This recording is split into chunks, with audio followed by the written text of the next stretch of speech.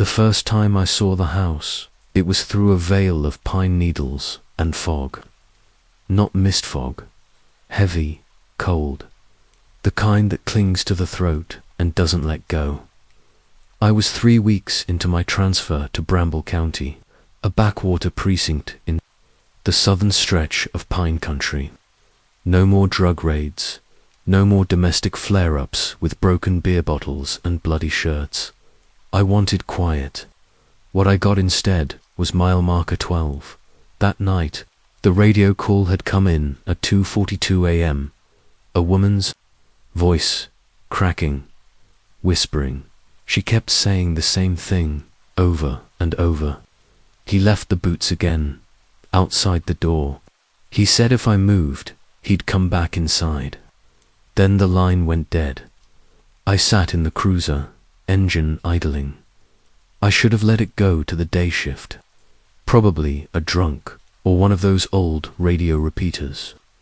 From the 90s burping up a signal long expired, but the tone in her voice, it didn't sound like someone playing. It sounded like someone who hadn't slept in years. I sipped cold gas station coffee and took the turnoff. Route 9, the dirt.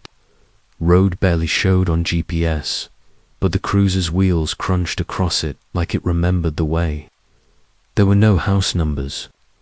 Just a crude wood sign nailed into a cedar trunk, 12, in faded spray paint. That's how the nightmare began. The gravel turned to mud, then to swampy wheel ruts. Rain had fallen earlier, or maybe it never stopped. I flipped off the headlights and coasted the last 100 feet in silence. The house revealed itself in fragments, like a memory slowly surfacing from beneath water. It was small, 2 stories. White siding turned grey with rot. A single porch light flickered against the fog. There were toys on the steps. Plastic dinosaurs, the kind kids used to bury in boxes, but they were arranged deliberately facing outward, like guards. That's when I saw them. 2 rubber boots, children's size, bright yellow, facing the door, perfectly upright. Laces. I opened the door of the cruiser and stepped into cold mud. The forest around the property was too still, not silent still, like something was waiting for me to make a sound first. I approached the porch with hand on my holster, knocked once, twice, no answer. I leaned close to the door frame, listening. Inside, something creaked. A chair, floorboards. I turned the knob. It opened without resistance. The air inside was damp and thick, like a basement sealed for years. The living room was untouched. Furniture, plastic covered. A wood stove in the corner.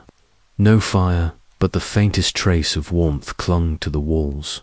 Then, I heard it. Not footsteps. Not voices. Just ... breathing. Ragged, drawn-out breathing. Coming from the top of the staircase, I shone my light up. The beam caught wallpaper curling like old skin. Family photos hung crookedly. In each one, the faces were scratched out just. The faces. I climbed the stairs, 1 step at a time. Each creak beneath my boot sounded like a warning. At the top was a narrow hallway. 3 doors, 1 open, the others ... Cracked. I stepped into the open one first. A child's bedroom.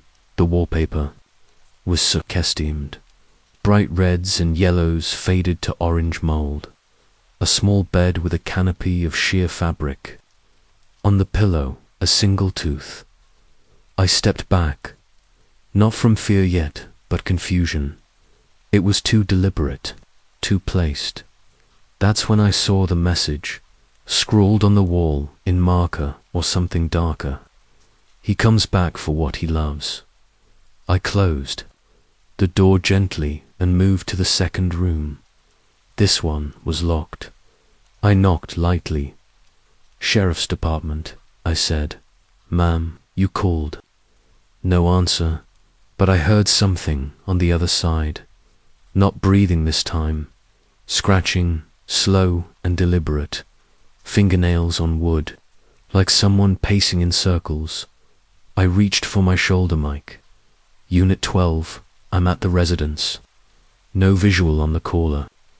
Possible 10 to 56. Requesting second unit, double quotes, static, no crackle, no reply. Just static. The hallway behind me stretched longer than before. I swear it. Some kind of trick of the light, or maybe the house itself shifting in the fog. But I felt it in my gut. This wasn't a structure anymore. It was a trap.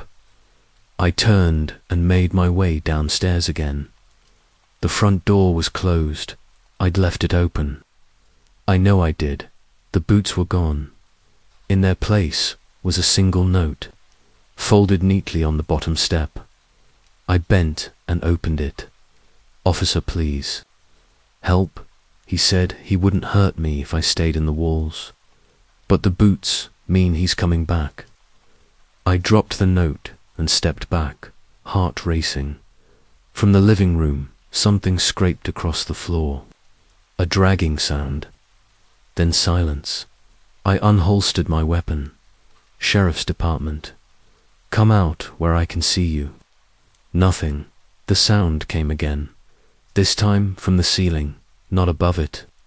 Inside it, I swung the light upward and saw the attic hatch. Ajar, I stood beneath it, staring up, listening. A small voice echoed down. "Officer, please." It was a girl's voice. Young, barely above a whisper. "I'm in the crawl space. Please." I reached up and pulled the hatch open. The wooden ladder unfolded with a creak. Every inch of me screamed to leave. But I climbed the attic.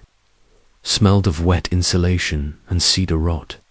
Boxes were stacked against the walls. Dolls without faces. A broken tricycle in the far corner.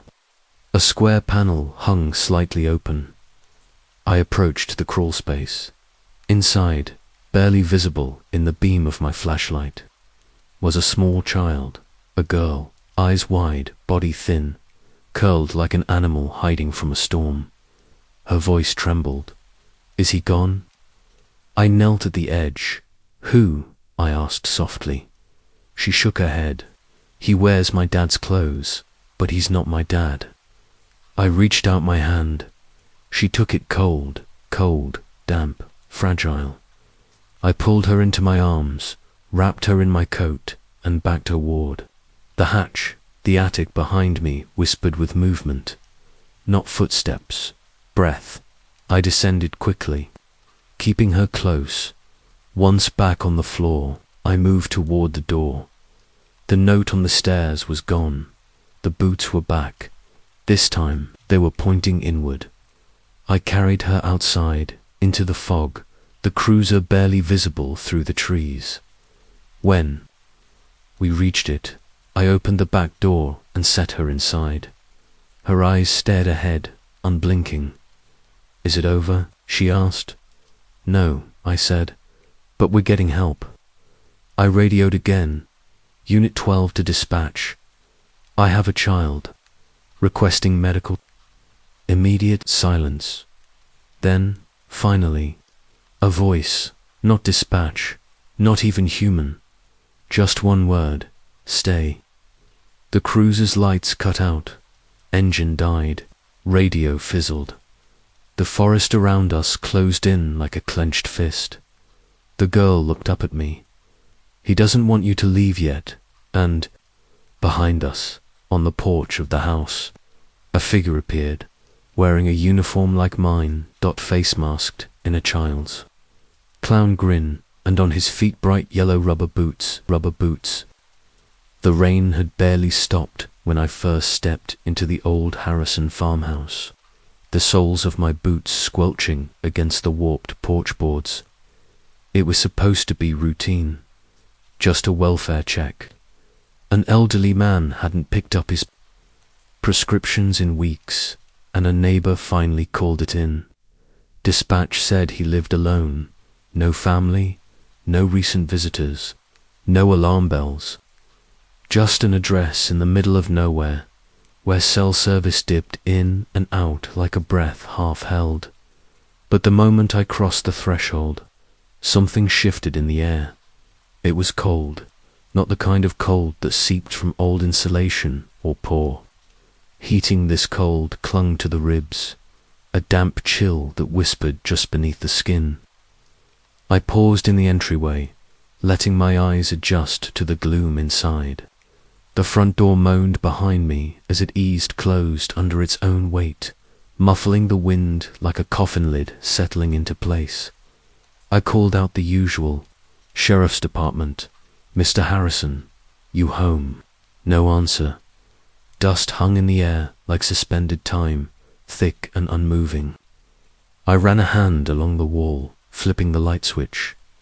Nothing, of course. The power had been cut off weeks ago. My flashlight cut a narrow cone through the shadows, revealing a long hallway lined with faded family portraits, but all the faces had been scratched out. Every one. Something about that struck me more than it should have. I stared at the images. Old photos, probably from the 50s or 60s, sepia-toned and curled at the edges. But where there should have been smiling fathers, stiff-backed sons, Sunday dresses and farm hats, there was only gouged paper, torn eyes, ripped mouths. It wasn't vandalism. It was careful, deliberate. The kind of thing someone does when they don't want to forget the people, but can't bear to remember them fully either. I moved forward, every step echoing too loud against the creaking floorboards. The air was thick with a faint metallic scent, like old rust and something else I couldn't name. I passed an open doorway to my left, the living room, dust-covered furniture. A single boot print in the ash by the fireplace, not mine, too. SMALLI froze, turned the light back on that mark. It looked like a child's footprint, bare toes splayed slightly, a faint indentation where the heel had rested, and leading away from it, nothing. I called out again, quieter now. "Anyone here?" Silence. In the corner of the living room, an old grandfather clock stood frozen at 3:17. The hands bent slightly inward, like they were trying to hold something. I stepped into the kitchen, where the smell worsened, a strange blend of rotting wood, mildew, and something sour. On the counter, a pile of unopened mail. The top envelope had my name written on it. That made me stop cold. I stepped closer, flashlight trembling slightly in my grip. It wasn't typed. It wasn't printed by some mix-up from Dispatch. It was handwritten, scrawled in a looping, unsure, cursive that reminded me of a child learning to write. I tore the envelope open. Inside a single sheet. No greeting, no date, just one sentence. "They live in the walls now." I tried to stop them. The penmanship grew shakier as the line progressed, as if whoever wrote it had been shaken or crying or both. My throat tightened. My gut did what it always did when something real, something dangerous began to press in. I pocketed the note, turned toward the basement door and paused. I hadn't seen it when I first walked in. It was partially hidden behind the kitchen. Pantry painted the same pale green as the surrounding walls. No knob, just a flat surface with a small pull ring nailed in near the top. I pulled it open. The smell hit like a wave, not death exactly, but old, wet things, forgotten things, like opening a box in an attic that hasn't seen sunlight in generations. The kind of smell that wraps around your lungs and asks if you're really sure you want to breathe. I descended one step, then another. The beam of my flashlight flickered. catching on the exposed beams above and the tangle of old electrical wires that hung like veins. The basement floor was dirt, uneven, damp in places. Something scurried out of sight as I stepped. Onto it, I swept the light toward the far corner and saw what looked like a makeshift desk, piled with notebooks, journals, and a small cassette recorder, old and battered, with the kind of buttons you had to press with force. The label on the tape read, Session 6. They speak more clearly now. My breath caught. I pressed play. For a moment, nothing. Then a faint hiss of static. Then a voice, not quite a whisper, not quite a moan. They scratch at night. From behind the panels, they call my name. Not the name I have now. The name. From before. Silence. I sealed the vents. I burned the crawl space. Still they come. Still they speak. Click. End of tape. I stood there, sweating despite the cold. My fingers trembled as I reached for the stack of journals. The top one was dated nearly 15 years ago. I flipped through pages, yellowed with age, filled with increasingly manic handwriting. Notes about voices, movement in the walls, scratching, that grew louder with the moon.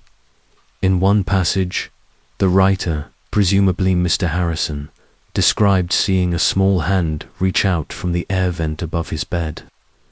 He wrote about the hand resting on his chest in the night, and how when he woke, he could still feel its imprint against his skin. One entry ended with a question scribbled over and over. Whose house is this now? I turned to leave. My flashlight flickered again. Then it died. Total darkness. I stood frozen, trying not to breathe too loud. Somewhere behind me, a sound. Soft, dry, like fingernails on fabric. A whisper came through the dark. He's here now, I spun, fumbling for my backup flashlight. Clicked it on. Nothing. Just the room, empty. Just the walls, silent. Just the old tape recorder, the stack of journals, and the creeping sense that I'd overstayed my welcome. I backed toward the stairs, boots sinking slightly into the damp earth. The air felt thicker now, like it didn't want me to leave, like the whole basement was exhaling in unison. I reached the stairs and climbed fast.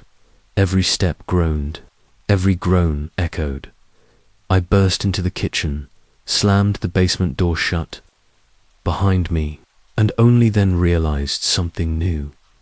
All the photos in the hallway, the ones with the faces scratched out, were gone, vanished. Only blank frames remained, as if someone had come while I was below and removed them, or worse, as if they'd never been there at all. My radio crackled. I grabbed it. Unit 17, status check. You still on site? I pressed the mic. Copy, still at Harrison House. No sign of subject. House is empty, but I'm requesting backup. Something's wrong here. Silence. Then Unit 17, say again. But the voice didn't belong to dispatch. It was a child's voice, and it came from the radio. Don't go back downstairs. I dropped it. The radio hit the floor and skittered under the kitchen table. My heart thudded like a war drum. I grabbed my flashlight and made for the front door, but it wouldn't open. Not stuck, locked from the outside. I stood there, fingers fumbling with the latch, when I heard it again. A noise from the walls. A voice, small and thin. Officer, are you still playing with us? Then another. Don't forget your boots. A cold breath touched the back of my neck. I turned slowly. In the hallway, where there had been nothing, now stood a child. No older than 10. Face pale, clothes old-fashioned, suspenders and a stained white shirt. He wasn't looking at me. He was staring at the basement door. Then he turned, and I saw his eyes. Completely black dot, no whites, no color, just void. He raised one hand and pointed down the hall. He's still hungry. Then vanished. Not ran, vanished, like steam. I don't remember moving, but I must have. The next thing I knew, I was back in the cruiser, hands on the wheel. The engine roaring like I'd peeled out of there at 60 miles an hour. I drove until I saw lights again. Town, safety. But nothing felt right. That night, I dreamed of the boy, with black eyes. He stood at the foot of my bed, still pointing, still smiling, and on the floor. Beside him, a pair of rubber boots, small, child-sized, dripping wet, dripping wet. I don't know what pulled me back out to the fields that night. Maybe it was duty. Maybe it was guilt. Maybe it was the boy in my dreams, the one who never spoke, just pointed. Eyes as black as the night, I could never forget. Either way, before. Dawn had fully broken. I found myself driving out to the old Wilcox property, a place that wasn't on my patrol sheet, a place no one had called about, a place I didn't want to be. The road leading up to it was barely more than a pair of ruts through knee-high grass, choked with weeds and scattered with bones, small ones like rabbit or fox, bleached white by sun and time. The house came into view slowly. A sagging two-story farmhouse, long abandoned. Its paint peeled away in long curling strips, exposing wood the color of rot beneath. The porch leaned at an angle, half swallowed by ivy, and beneath it I saw what drew me in, a small gap just wide enough for something or someone to crawl inside. I parked, engine ticking as it cooled. The silence out here was to complete, as if the world was holding its breath. Even the wind seemed to stop at the property line. I stepped onto the porch. Each board groaned under my boots, brittle and hollow. I crouched by the gap and aimed my flashlight beneath the house. That's when I saw her. A girl, no older than 8 or 9, pale face streaked with dirt, eyes wide and unblinking. She was pressed against the far wall of the crawl space, her thin arms wrapped around her knees. "Hey," I said softly, as if trying not to scare a wounded animal. "It's okay, I'm here to help you." She didn't move. I lowered to my stomach and shone the light toward her again. She flinched from the beam, shrinking deeper into the shadowed corner. "I won't hurt you," I whispered, voice trembling despite myself. "Are you hurt? Can you crawl to me?" Her mouth opened.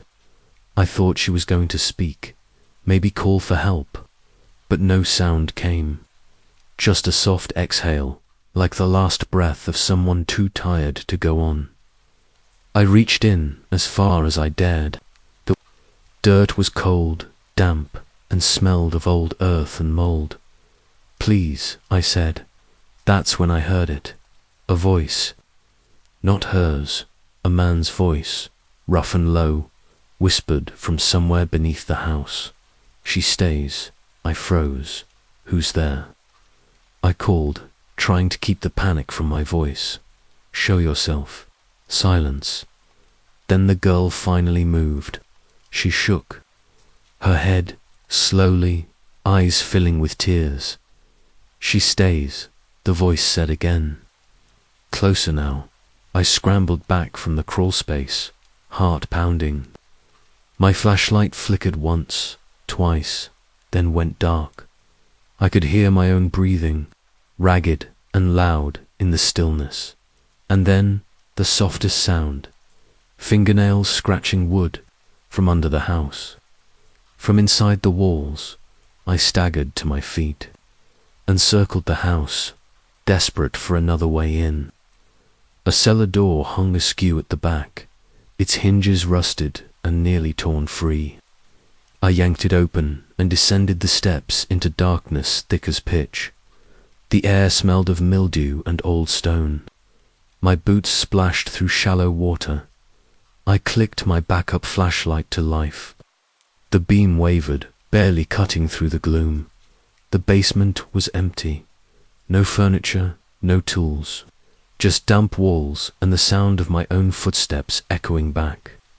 At me, then the scratching started again. Above me this time, I raised the light, sweeping it over the ceiling joists. A single rubber boot dangled from a nail, swaying slightly as if disturbed by a breeze that didn't exist. Beside it, carved into a beam, a single word, "Stay." A cold dread settled over me like a second skin. I backed toward the stairs, but the door above slammed shut with a force that shook dust from the rafters. The beam of my flashlight trembled in my hand. I could feel the presence then, not see it, but feel it, thick and heavy, watching from the corners of the dark. The girl's voice echoed, soft and broken. "Help me." I ran. I don't remember how I made it out.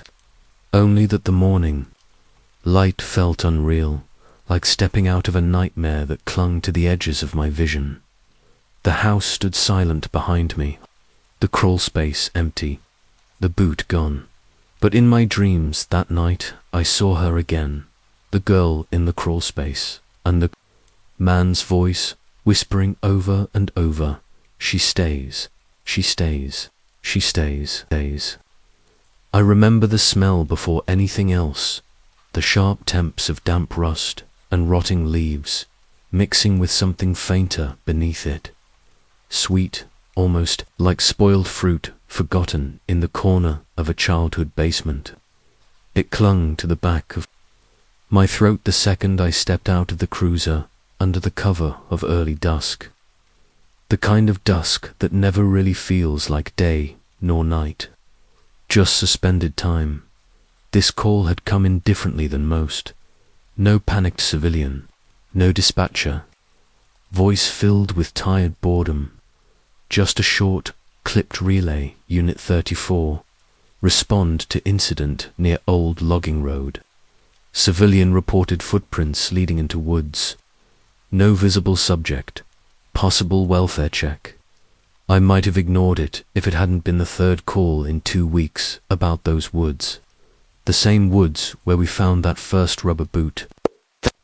Same woods where the trees never stopped whispering even when the wind stood still.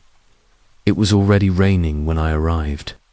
Fat, sluggish droplets pounding on the windshield, distorting the tree line ahead. I sat for a while, letting the wipers struggle against the downpour, watching, waiting, half hoping the prints would vanish before I had to follow them. But the longer I waited, the more certain I became that something was watching me back. I stepped out, boots immediately sucked into the mud, and slammed the door harder than I intended. The trees swallowed the sound like a secret. I clicked on my flashlight, the beam cutting an arc through the silver-grey curtain of rain. They were waiting for me, those footprints, pressed deep into the gravel at the edge of the trailhead, child-sized bare, oddly clean given the surrounding filth, as though whoever had made them floated just above the mud, leaving only the idea of presence behind. I should have called for backup. I should have turned around. Instead, I followed them. One step, then another.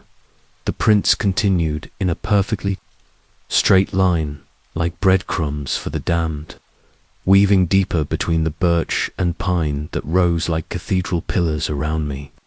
No drag marks, no sign of staggering, just clean, perfect impressions, like someone had stamped them into the earth moments before I arrived. I called out once, voice strained, "County Sheriff, if you need help, call out." No reply. Just the echo of my own voice bouncing off bark and moss. Still, I followed. It was the silence that unnerved me most. Not the kind of silence you find in a peaceful forest with bird chatter and insect song. No, this was an unnatural void, a vacuum of sound. Even the rain sounded different, muted, almost respectful. The deeper I went, the more distant the world behind me felt. I began to notice something else then. The prints, they were changing. At first, they had been soft, delicate, a child's. But now, several dozen yards in, they were growing, wider, longer, the heel marks deeper, more deliberate, as if the child was growing with every step. My skin prickled with awareness. I crouched beside one of the deeper impressions, shining my light along its edges. Still bare, still human, only, not the same human. I stood, slowly. Ahead, the trail twisted left, veiled behind overgrown saplings. The prints led around it, as obedient and intentional as ever. It was at that bend I saw the swing set. I froze, there. In a tiny clearing, tucked between bowed trees, stood a rusted metal frame. 2 chains swayed in perfect rhythm. No wind, no children, no reason. One of the rubber boots was hanging from the chain, laces tied in a neat knot around the link. The other boot sat beneath it, toe pointed toward me. My chest tightened. I scanned the ground. The footprints had stopped. No more leading forward, no more leading back, just vanished. I turned in a slow circle, scanning the muddy floor. Nothing, even my own boot prints were gone. That's when I heard it. A creak, soft, rhythmic, metallic behind me. I turned. The swing was moving, just a little. Just enough. The boot swung in time, like a pendulum. A metronome ticking toward something I didn't understand. I stepped back. Flashlight beam stuttering as my hand shook.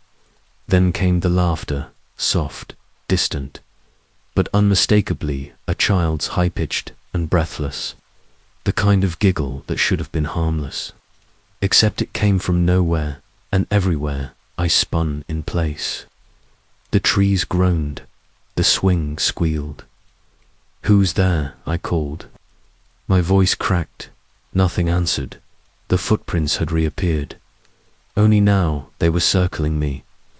12 prints. Then more, all bare, all leading nowhere. I was in the center of what? A game, a warning, a ritual. I backed up, slowly, heart hammering, rain soaking through my collar.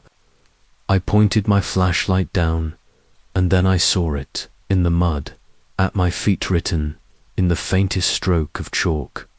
Stay. The same child handwriting from the boot, from the house, from the trapdoor.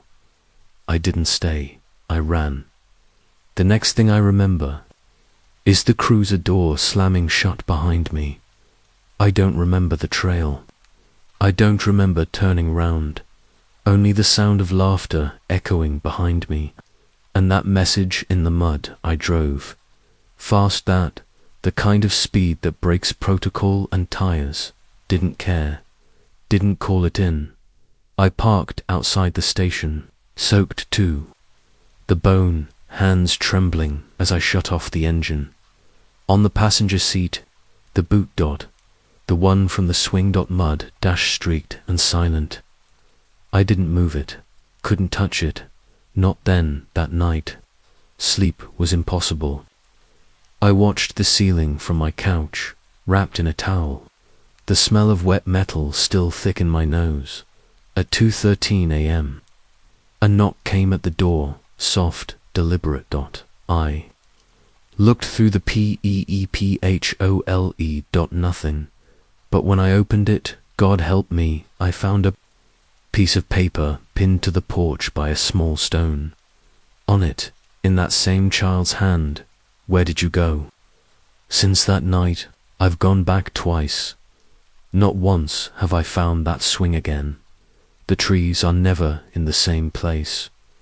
The trail never looks quite right, but the prints always return. They always vanish, and sometimes they change shape again.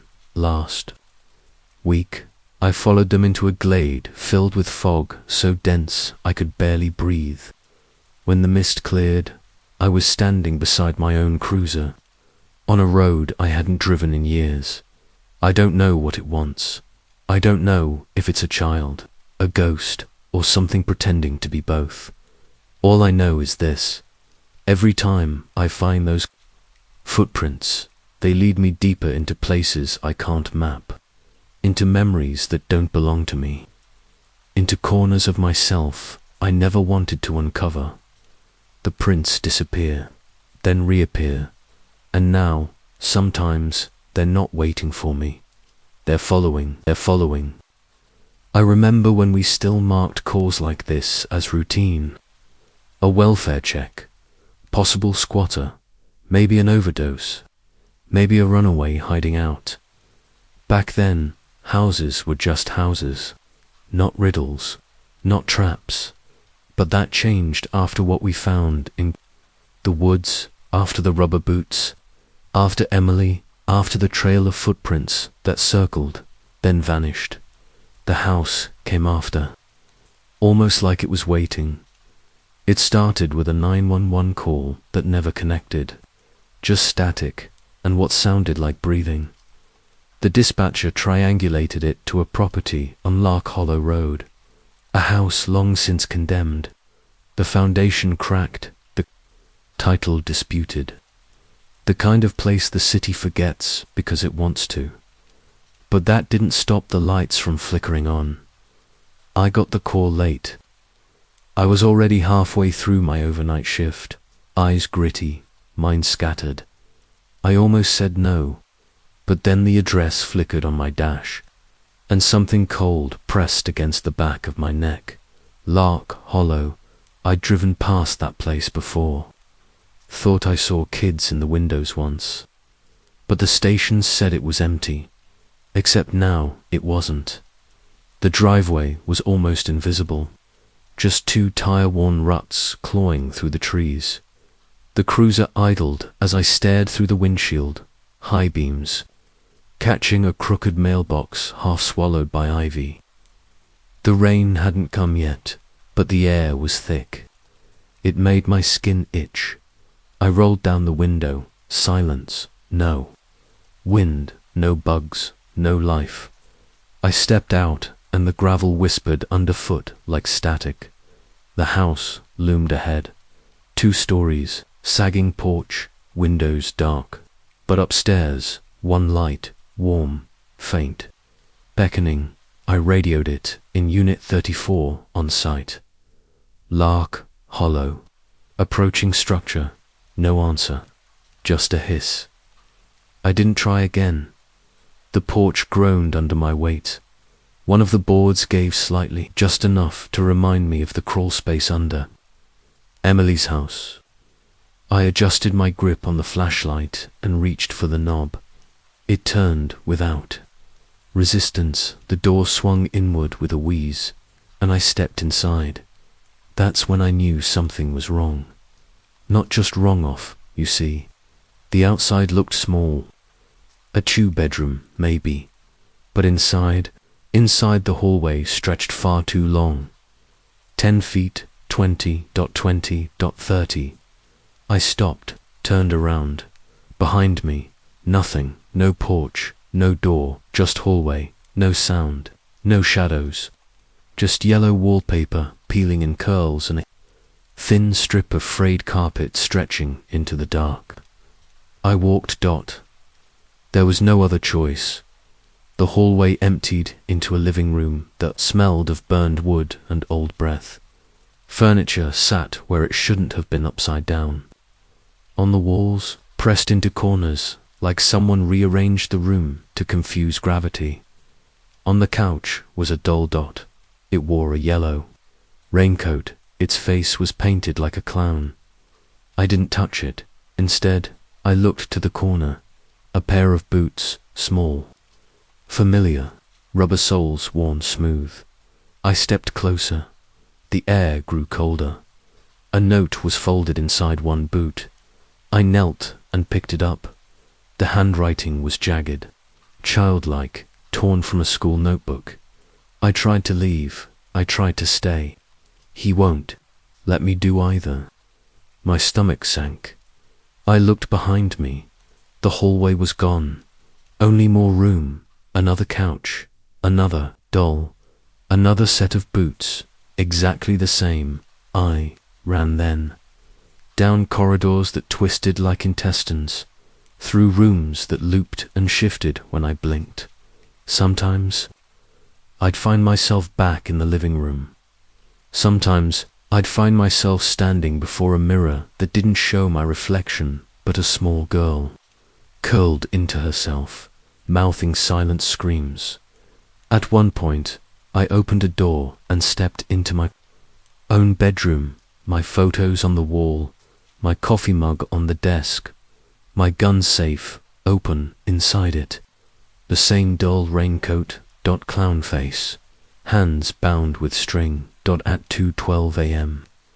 I found the staircase. It led down. The walls bled ink. The carpet squished underfoot, soaked with something I refused to name. Every step downward made my head swim. I heard voices, laughter, my name. Sometimes my daughter's voice. Daddy, it's not done yet. Other times, just giggles, or WHIMPR. The stairs didn't end. I kept descending for what felt like hours. My flashlight died. I used my phone until it too blinked out. Eventually, I walked in darkness. That's when I saw the windows. They floated. In the black, suspended like paintings, each showed a different scene. A child alone in a closet, a man digging in frozen ground, a hallway with no doors, a swing set with no chains, a patrol car empty, driver's side door open. Then I saw me standing, watching, trapped. Inside the glass, mouth open, eyes black dots smiling. I screamed. The window cracked. Then I was falling. When I woke, I was in the cruiser. Seatbelt on, keys in the ignition, engine idling. The house behind me was gone. Just woods, just mist, just silence on the passenger seat. The boots, same pair, clean, waiting, back at the station. No one believed me. They said the Lark Hollow property burned down 3 years ago. No structure, just rubble. I pulled up the 911 log. No record of a call, no dispatch to the scene, no notes, only my own voice, recorded at 2:12 a.m., whispering, I'm still inside. Now, every time I sleep, I wake in that hallway. Sometimes the boots are beside me, sometimes the doll, sometimes the child, sometimes me, but the door never opens, and the rooms keep rearranging, and the walls still whisper, stay, stay. I used to trust the radio. It was my tether, my voice in the storm, the only sound that followed me into the dark without judgment. We all did. Back then, that's why it broke me the night Channel 47 started speaking back. It happened on my 4th year with the department. A night shift, slow and syrup thick, as they often are in the fall. The kind where headlights glaze over fields like ghosts whispering along the wheat. Where the wind carries things you hope are just coyotes, and the dead air between calls becomes a second heartbeat. But that night, my radio didn't go quiet. It never stopped. It started with a name. Mine said soft, like a breath, like it had been waiting. It was 1:14 a.m. when I noticed the frequency flicker. Just for a second, right between the dispatch from Unit 12 and a routine DUI stop, logged out by 89, a voice broke through. Officer, that's all. No unit, no background chatter. Just my title, spoken in a voice to calm for the hour. I pressed the mic. Unit 34, here. Repeat transmission. Silence, then static, but beneath it, something else. A rhythm dot tap dash tap dash tap. Like fingers drumming bone. I wrote it off. Sleep deprivation, interference. Some kid with a CB rig up in the hills. But then it happened again. This time it said more. I was parked off County Road 7, just past the mill ruins, cruiser idling, window cracked to let the mist in. It was quiet. Too quiet. Even the frogs were still. The mic clicked. No static this time, just a whisper. Why didn't you follow? I sat up straight. Say again, who is this? The mic hissed. Then fell silent. I changed channels. Channel 11, clean. Channel 23, clear. Channel 47. Again, he followed. The words came through warped, like an old tape dragged underwater. I turned the volume down, then off dot, just in case. But that didn't stop it. The first call didn't come through dispatch. It came through me, from me, my own. Voice, on repeat.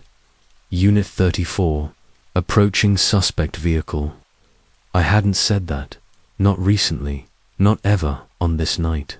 But there it was, looping from the cruiser speaker, soft and disjointed.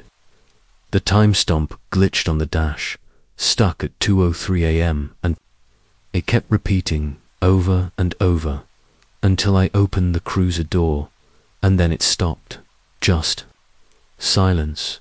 I should have gone back to the station, logged it, asked tech support to sweep the system, but instead I drove not away, toward it, toward the voice, toward channel 47, because deep down I knew some part of me wanted to hear it again, and it did not disappoint.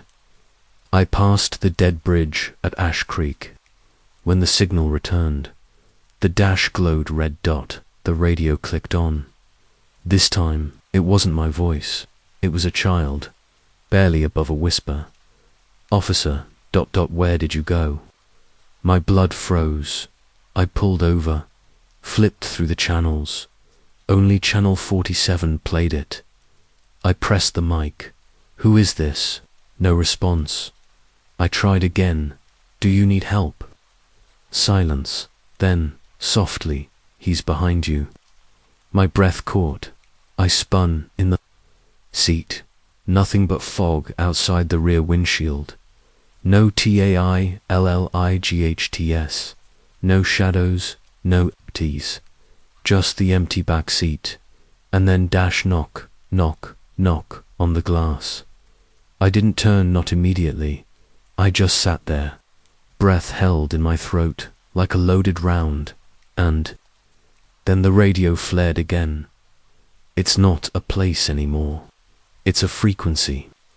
The voice wasn't mine. It wasn't anyone's. It was flat, genderless, emotionless, like the voice of a number station. Stripped of context, I reached for the key, turned the cruiser off, pulled the mic from the dash and threw it onto the passenger seat. But the voice kept going. No engine, no power, still speaking, still broadcasting. You're almost tuned in. Just drive a little further. Follow the boots.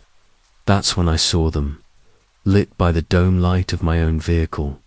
Rubber boots, small, worn, resting neatly on the floor behind my seat. I hadn't seen them when I got in. I hadn't placed them there, but they were mine now, and the voice knew it.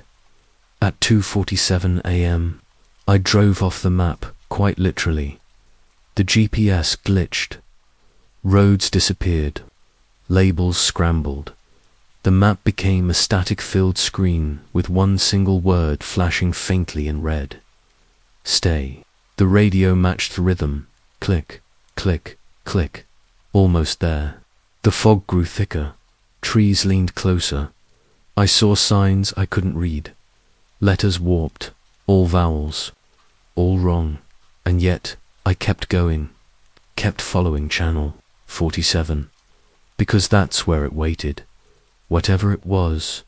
The next voice came from the glove compartment. Not a speaker, a whisper. Muffled like a cassette caught in cloth. I opened it. Inside was a tape recorder, old analog, broken and playing. It played a looped voice. Don't turn around. The hallway moves when you look at it. My hand went cold. I hadn't brought the recorder. I hadn't opened the glove box in weeks. I slammed it shut. Too late, the radio hissed. You looked. The windshield cracked. Thin lines, spiderwebbing from the center, as though a fist had pressed against it from the inside. I hit the brakes. Dot. Hard the cruiser fishtail. Dot came to rest beside a ditch lined with broken glass. Except it wasn't glass. It was mirrors. Shards of old mirrors littering the ground, each one showing a different reflection of the car. In some, I was alone. In some, I wasn't. In one, I saw a child sitting in the back seat. No eyes, just skin, and a mouth that whispered, "Check your radio, Daddy." I fled, abandoned the cruiser, took only the mic. It kept working, even with no power, even with no signal, even when I was miles from anything resembling a transmission tower. Channel 47 still spoke. "Welcome home, officer." I wandered through woods that didn't end, found street signs in the trees, found doorknobs growing from bark, found rubber boots nailed to tree trunks like trophies, each labeled, each with a name. I found mine, eventually, painted in red across the heel. I didn't touch it. When the fog lifted, I was standing in the middle of a dead intersection. No cars, no homes, no power, just a single radio tower in the distance, its lights flickering like dying stars. My mic buzzed. The voice returned. "You're tuned in now. You can't go back." I threw the mic into the ditch, but the voice stayed now. It spoke inside my ears, inside my breath, inside my thoughts, and it said one final thing before I lost all concept of time. Static never stops. It's been weeks, or hours, or years. I'm not sure anymore. I still hear it, even now. Even in sleep, the voice on Channel 47. It tells me what to see, where to walk, when to stop. It tells me when someone's behind me. It tells me to wait, to listen, to obey. And I do, because silence is worse. Because silence is worse. The gravel under my boots gave way to moss. A soft hush followed me, as if the trees themselves held their breath. I hadn't meant to drive this far, not in this direction, not toward anything uncharted. But there it was. The map I kept folded in my jacket, the one drawn in childish scrawl, torn and marked in chalk, seemed to pulse against my chest like a second heart. When I pulled it out, my fingers trembled, though I wasn't cold. The paper smelled faintly. Of mildew, there was a smudge I hadn't seen before. A red circle, a house, one that shouldn't have been there, and yet, through the thinning mist at the forest's edge, I saw it. A Victorian relic, 3 stories tall, rotted with time and weather. Its shingles hung like torn flesh. The windows were dark, save for one on the 3rd floor, flickering like a candle inside a skull. The cruiser sat idling behind me. I should have called it in. Should have waited for Byron or Ramirez or someone with sense. But my hand hovered over the radio and dropped instead. No signal, no static, just silence so thick it settled in my lungs. I stepped forward. The porch groaned beneath my weight, ancient wood whispering its disapproval. Rust streaked the brass handle of the front door. It wasn't locked. Inside, the air was damp and heavy, like a flooded cellar. Wallpaper peeled in great sheets, revealing plaster pockmarked with strange black blooms. Mold, I told myself, but it smelled wrong, sweet, almost floral. The kind of sweetness you only notice in a funeral home. I raised my flashlight, its beam cutting through the dust like a blade. Each mote floated lazily, undisturbed, undeterred, as if time itself had paused in this house. The floorboards led me to a hallway lined with photographs. At first glance, they looked like ordinary family portraits, parents with kids, dogs, holidays. But when I looked closer, the faces were off. The smiles didn't reach the eyes. Some of the children were missing reflections in the glass. Stopped in front of one frame. A boy in a yellow raincoat, holding a single rubber boot. The photo had no background, just grey fog curling round his ankles. I moved on. The kitchen was untouched. A place setting remained on the table. A plate, a fork, a cup still half full of something dark and opaque. Not dust, not mould, but wet, fresh. I backed away, and the chair scraped loudly across the floor. I hadn't touched it. Upstairs, I knew I had to go. The banister was slick, as if someone had just climbed it with wet hands. My flashlight flickered. I shook it once, twice. It flared and returned, each step wind beneath me. The sound reminded me of a child's whimper, barely held back at the top. The hallway stretched longer than it should. 5 doors, 3 on one side, 2 on the other. All closed. All wrong. The third door on the left pulsed faintly at the seams, as if lit from within. I approached, breath shallow, skin prickling. The knob was warm. Inside was a bedroom, wallpaper of faded stars. A rocking horse in the corner. The closet door slightly ajar, and there, sitting on the bed, was a single rubber boot, no dust, no decay. Just resting neatly, toe pointed at the wall. I stepped closer, drawn to it like a moth to flame. A voice echoed behind me, small and hoarse. He left it here, so you'd know. I turned, fast, flashlight swinging, empty room, no one behind me, just the closet, creaking now, swinging slowly inward. I walked to it.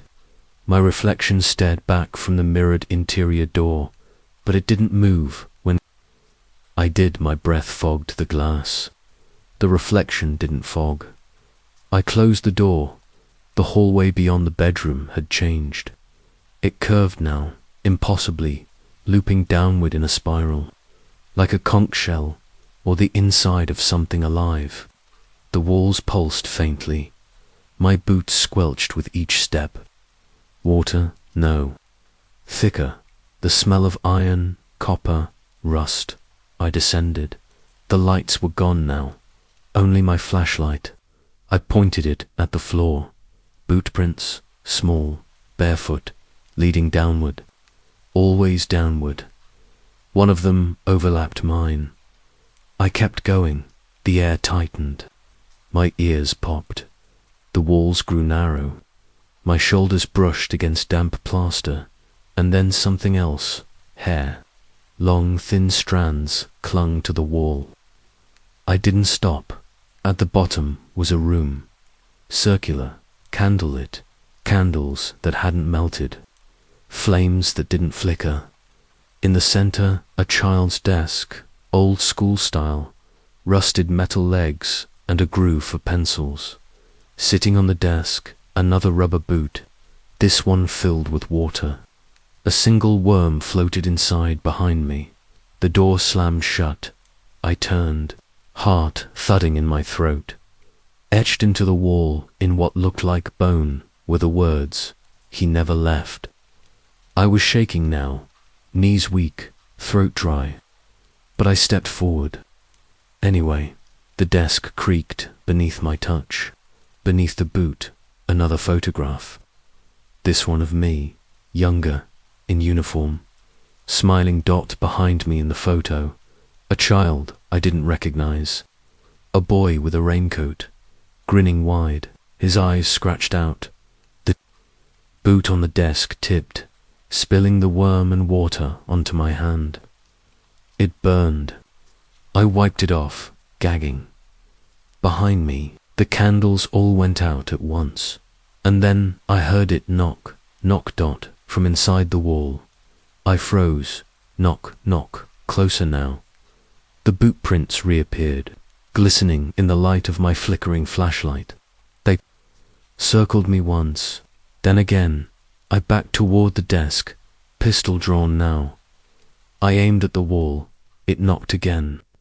A soft voice whispered, "Officer, are you home?" My flashlight went out. I stood in the dark, breath heaving, the damp soaking into my uniform, into my bones. "Come out," I croaked. Now, silence. Then a giggle. Not a child's. Higher, wrong. Like someone pretending. I turned in a circle, arm out, gun ready. My foot bumped something, another boot. When I looked down, it was laced with barbed wire, tight, bloody. I staggered back. Then the voice came again. "You found me once, you'll do it again." My flashlight sparked back on for a moment, just long enough to see the wall behind me was no longer stone, but faces. Children's faces, pressed into the surface like clay. Eyes open, mouths wide. They moved. I ran. I scrambled up the spiral. The walls closed in, tighter. The plaster cracked. Something grabbed my ankle, cold, wet, small. I kicked. Boot prints now overlapped my retreat. I burst into the hallway, but it wasn't the same. The doors were gone, just photographs. All of me, all in this house. All from angles I never remembered standing in. One photo showed me sleeping. I wasn't alone in the frame. The third-floor window flickered again. I ran for it. In that room, the candle was gone. The window was open. Rain misted the sill, and on the floor, a rubber boot, half submerged in a puddle. A message scratched into the wood beside it. "You live here now." I turned to run, but the door was gone. There was only the mirror, and in the mirror, the boy in the raincoat smiled at me. He was wearing my badge. I never believed in ghost towns. They always sounded too convenient, the way people described them in books. With boarded-up windows and peeling paint, with the hum of something lingering in the empty air. A kind of staged sadness, dramatized, for memory's sake. But I was wrong. There's a silence, some places where like skin. It wraps around the buildings, the roads, the signs, and even the wind. And if you stay too long, it wraps around you, too. I found that silence in a place called Elmbury, a town no longer listed on dispatch maps. No zip code, no jurisdiction, just a patch of roads surrounded by dying woods, and a stretch of cracked pavement marked with a rusted street sign, Rain, Hollow, RD, and the irony, it never rained there. Not once, not ever. Not until I showed up. It started with a case file buried at the bottom of a steel drawer back at the station. No digital record, no chain of custody. A printout stapled to a faded photograph. Someone had scribbled in red ink on the corner, "Do not revisit, decommissioned." Naturally, I opened it. A missing child, minus 1998. Another -2002, a family. In 2007.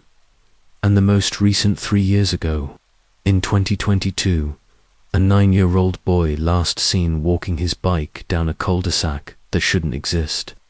His name, Nolan Astor. His mother filed the report in tears, her handwriting trembling on the intake form. He said he was going to Rain Hollow. I told him that wasn't real. He said it found him anyway, and I made the mistake of looking deeper. Maps didn't help. The town was wiped from every database. Satellite showed only trees. But in the county's oldest road logs, in faded typewritten ink, I found an entry. Elmbury Township, established 1891, abandoned 1974, road maintenance ceased. 1990. I shouldn't have gone.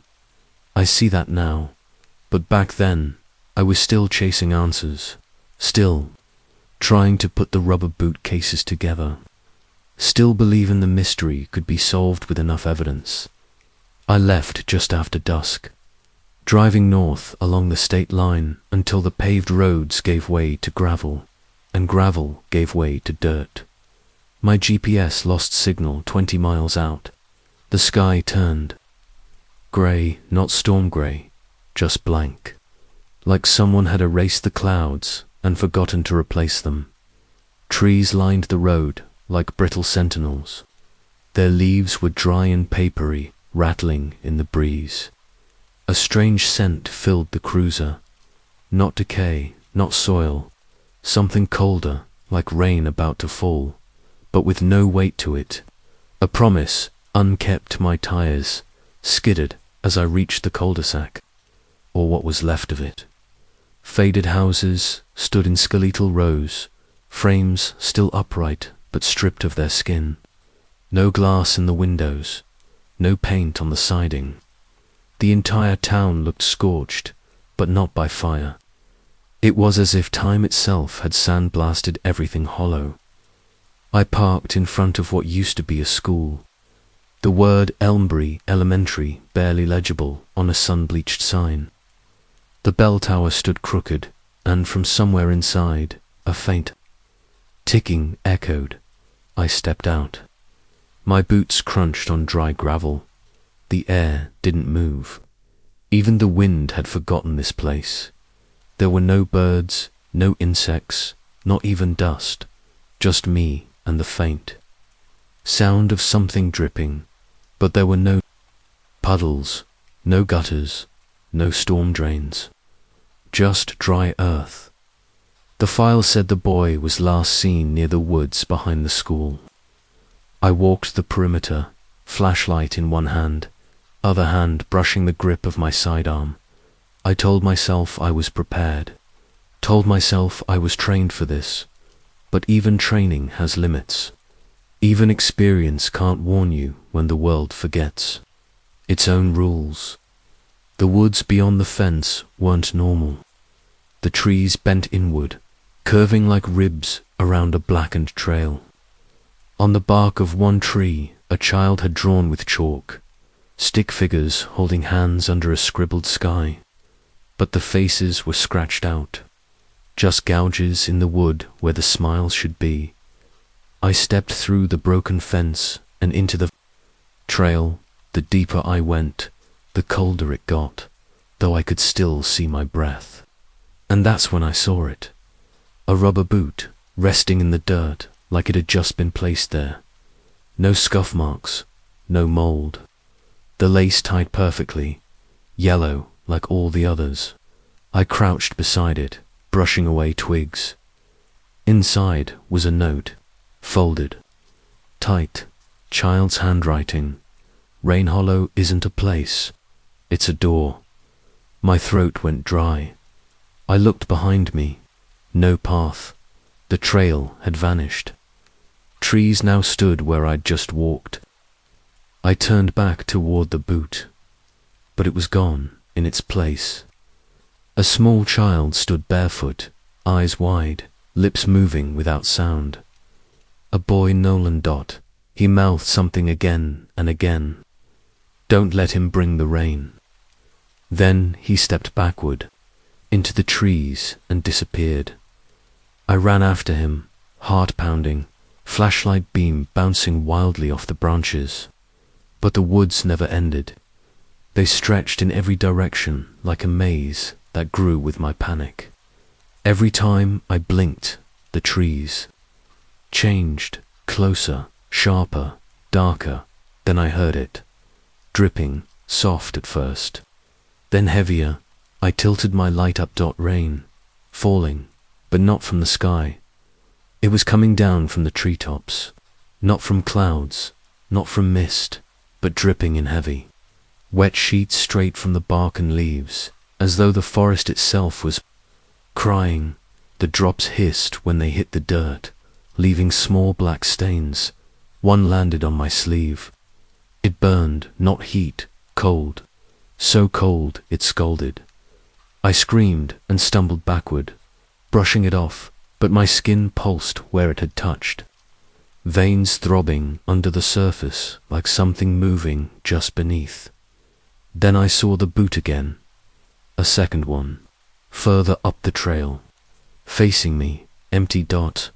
And then another, and another, a breadcrumb trail of yellow rubber boots, each one pristine laces, tied, placed exactly 3 steps apart. My legs moved before I could stop them. I followed. They led to a clearing. Moonlight spilled in from nowhere. In the center, a swing set rusted, silent. One swing moved gently. On it sat a figure in a clown mask, not painted, not plastic. This one was made of something older, leather maybe, or hide. The smile was sewn on with black thread, and the eyes were empty sockets. The figure swung slowly. Then it stopped and tilted its head. I told them, it rasped, voice wet and soft. I told them not to look. I didn't answer. My mouth was dry. Once you see it, the figure said, standing slowly, you're part of it. It stepped forward, and the swing began to creak behind it, though no one else was there. I raised my flashlight. It flickered. The figure kept coming. I don't want to be here, I managed, voice cracking. It stopped. No one does. That's what Rain Hollow is. It lifted one gloved hand and pointed behind me. I turned. The clearing was gone in its place. The school, fully intact. Windows whole. Playground pristine. Children playing in silence. No sound, just the visual loop of kids, laughing, swinging, running, all mute, all glitching. Like watching an old VHS tape stuck on rewind. And there, by the school steps, stood Nolan again, only older, 13 maybe. Same eyes, same mouth. He held a boot in one hand. He mouthed, you left me then. The bell rang, then the rain began. Asterisk, I should have walked away that night. Should have left the file closed. Left the girl's face on that weather-wrinkled missing persons poster, and never opened the goddamn crawl space. But I didn't. And now I hear her voice every time I turn the radio dial past static. I see those boots muddy, small, facing the wrong direction at the foot of my bed when I wake in sweat, breath stolen. Eyes wide. It started with a dispatch nobody else wanted. Noise complaint, they said. Probably feral raccoons again. They joked. But something in the dispatcher's voice Sid cracked at the end, like she didn't believe that lie either. The address was an abandoned bungalow near the edge of Rook Creek Woods. Half-collapsed porch, mold blistering the siding. Front yard swallowed by thorns. The mailbox hung open like a mouth mid-scream. I pulled my cruiser up slow, headlights cutting into mist. The tires crunched gravel that hadn't been disturbed in years. And yet, the porch light was on. The bulb glowed with a sickly yellow pulse. like it was breathing, flickering, wavering like it knew I was watching. I got out. Rain tapped my shoulders like warning fingers.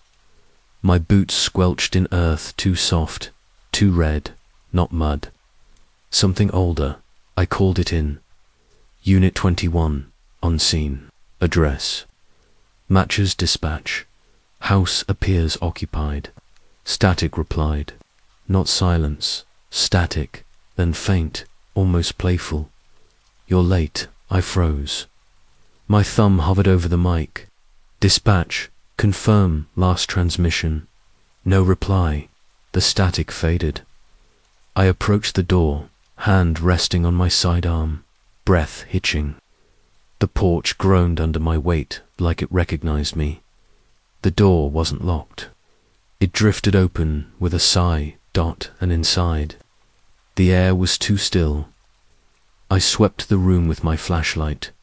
Dust-covered furniture, a rotting couch, a tipped-over lamp, wallpaper peeled like skin.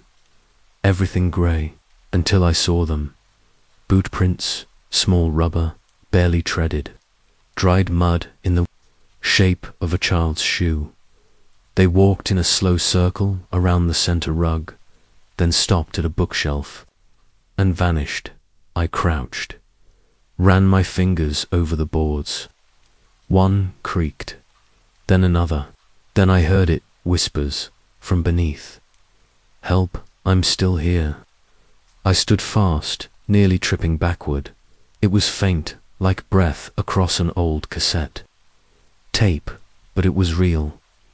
I pulled the rug aside and found it a crawlspace hatch. Metal ring, dustless, touched recently.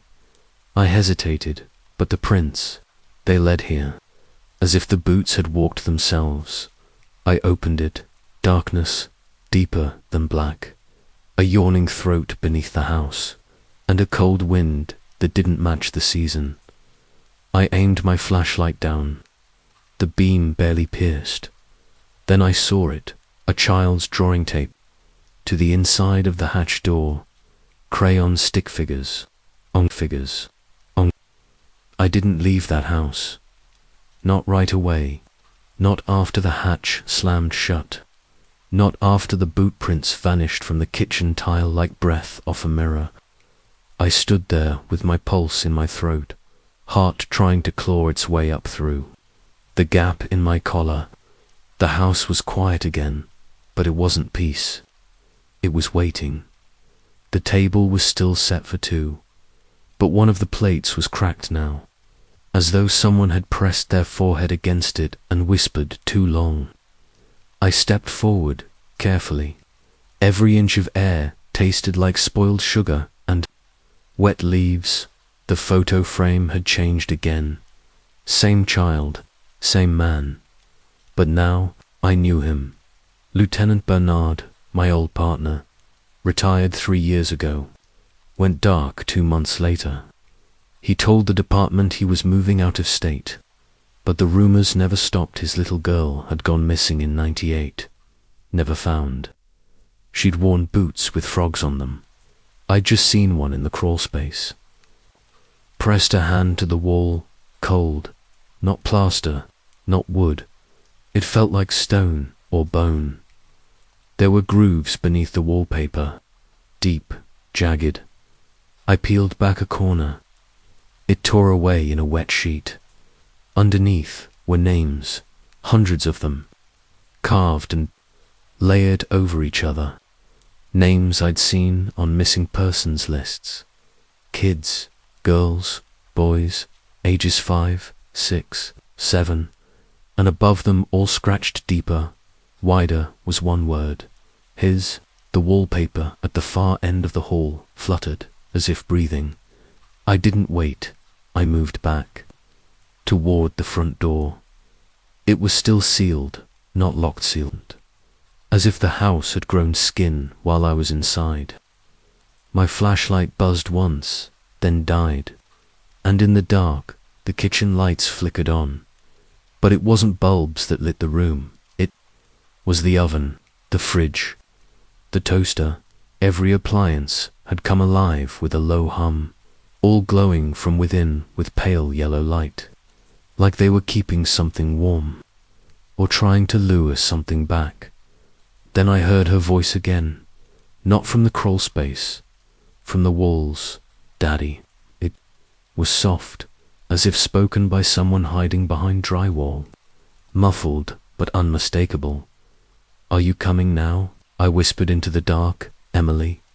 Silence, then dash, scratching, upstairs, soft at first, then faster. Nails across floorboards, like a child crawling too quickly across a nursery floor. Desperate, hungry Dot. I moved up the staircase, boots like anchors. The wallpaper here was torn, revealing more names. One stood out: Bernadette M., age 6. My flashlight came back alive with a weak flicker, just enough to see the outline of a door at the end of the hall. It wasn't there before. On it, painted in red chalk, "She's behind here." I turned the handle. Dot. Inside, no child, just Bernard's uniform, hanging on a hook, his nameplate crooked, his badge still clipped. Beneath it, on the floor, sat a recorder, the kind we used for interrogations. I pressed play, his voice, ragged. "She won't sleep.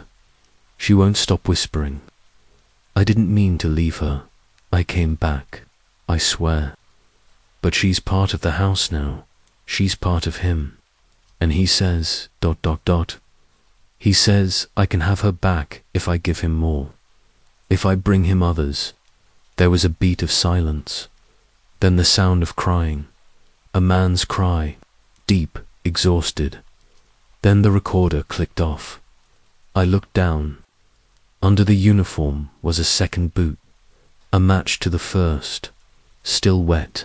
I didn't take it. I couldn't, but the house already knew. The lights in the hallway blinked out, one by one, until only the room I stood in remained, and then beneath my feet the floor creaked from inside the crawl space. Something was crawling back up. I heard the wood groan open. Then the girl's voice, soft and sweet. "He's not done with you either." I didn't scream when the crawl space opened again. Didn't shout, didn't raise my pistol. I just listened. Listened to the sound of something breathing beneath the boards. A child's breath, shallow, stuttering to calm for panic. Too quiet for relief, like the air had been holding its breath too. The last light in the hallway above me fizzled. A single stutter like a failing heartbeat. And then I was standing in the dark, again. Face lit only by the faint blue flicker of the radio mic on my collar. But even that signal was dead. I knew it before I pressed the button. "Unit 12, I whispered. "Are you out there?" Static. Not even a crackle now. Just emptiness. The recorder still lay at my feet, a single red light blinking slowly, like it had more to say. I didn't dare press it again. I backed out of the room, carefully, like the walls might snap closed around me. The floor beneath my boots groaned as I moved, as if warning me. "You've heard too much. You've stayed too long." But I couldn't leave. Not yet. Downstairs, the kitchen had gone cold. Every appliance was off now, but a thin line of dirt traced across the tile, leading back to the basement door. The lock. The chain gone. Only the words carved into the wood remained. "He's waiting."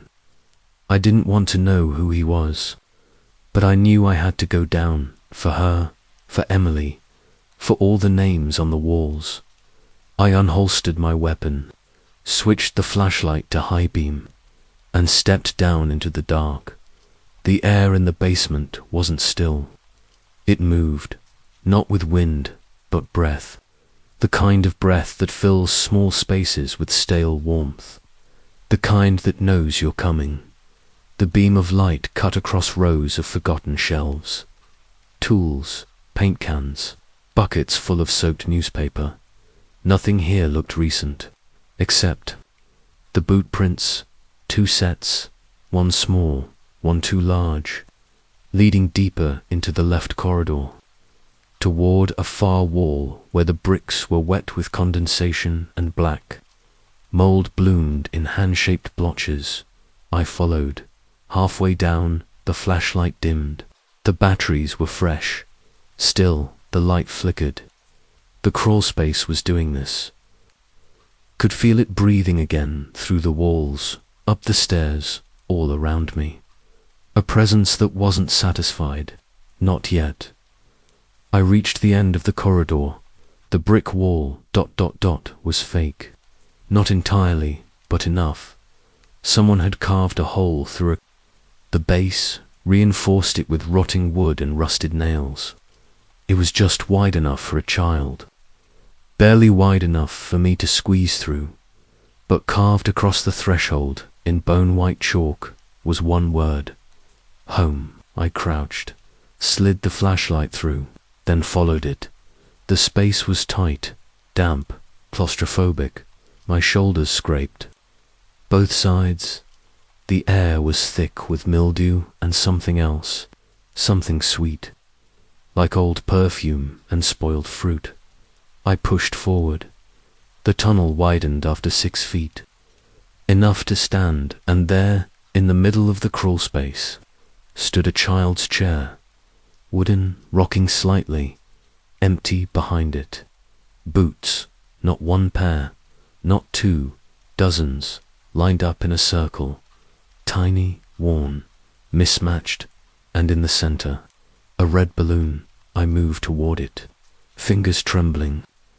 I didn't want to touch it, but something told me I had to, and as soon as I did, it spoke, not with words, with memory. A girl's voice, Emily, laughing, then crying, then whispering, "Don't go. He's still hungry." Behind me, a hand gripped my ankle. I froze, spun the beam down. Nothing, just a handprint. Wet, small, still, fading. I turned to the wall. More names, new ones. One was mine, carved clean into the brick. Still damp, still bleeding. I stumbled back. That's when I heard the voice. Not hers. Not Bernard's single quotes, his dot, whose static turned into language, like a dream trying to form words. You brought me more. Then silence. I dropped the flashlight. Dark, dark.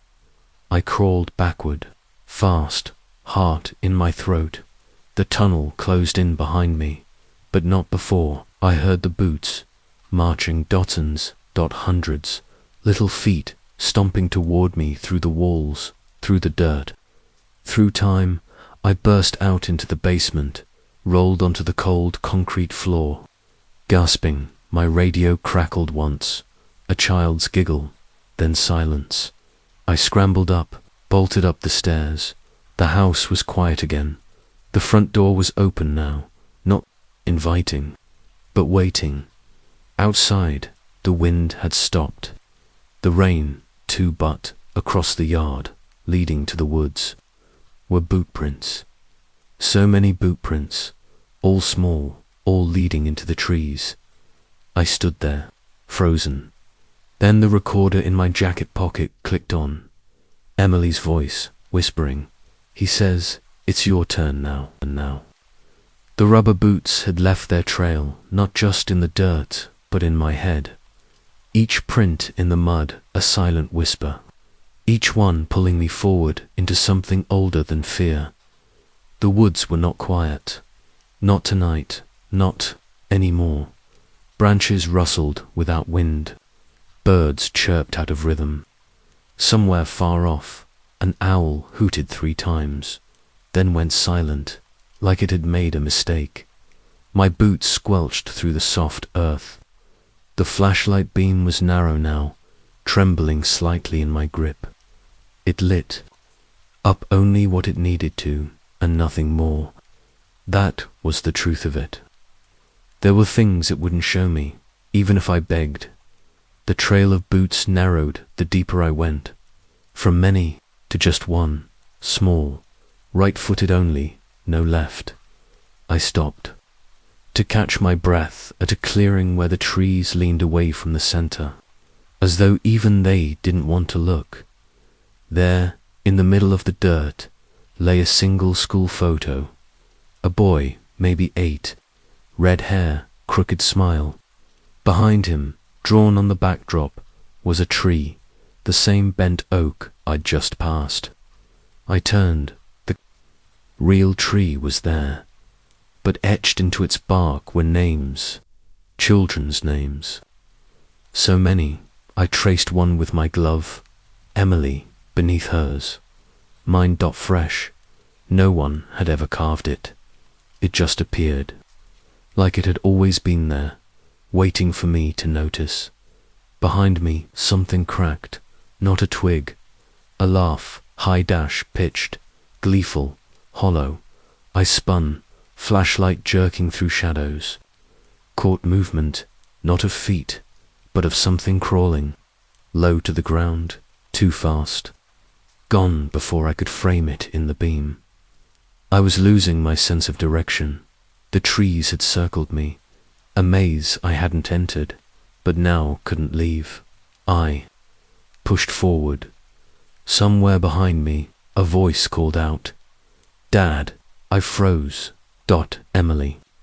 No, this voice was older, male, but trembling, like a child stuck in a grown man's mouth. I turned, voice caught in my throat. "Who's there?" I called, but I already knew the answer. Not who, what.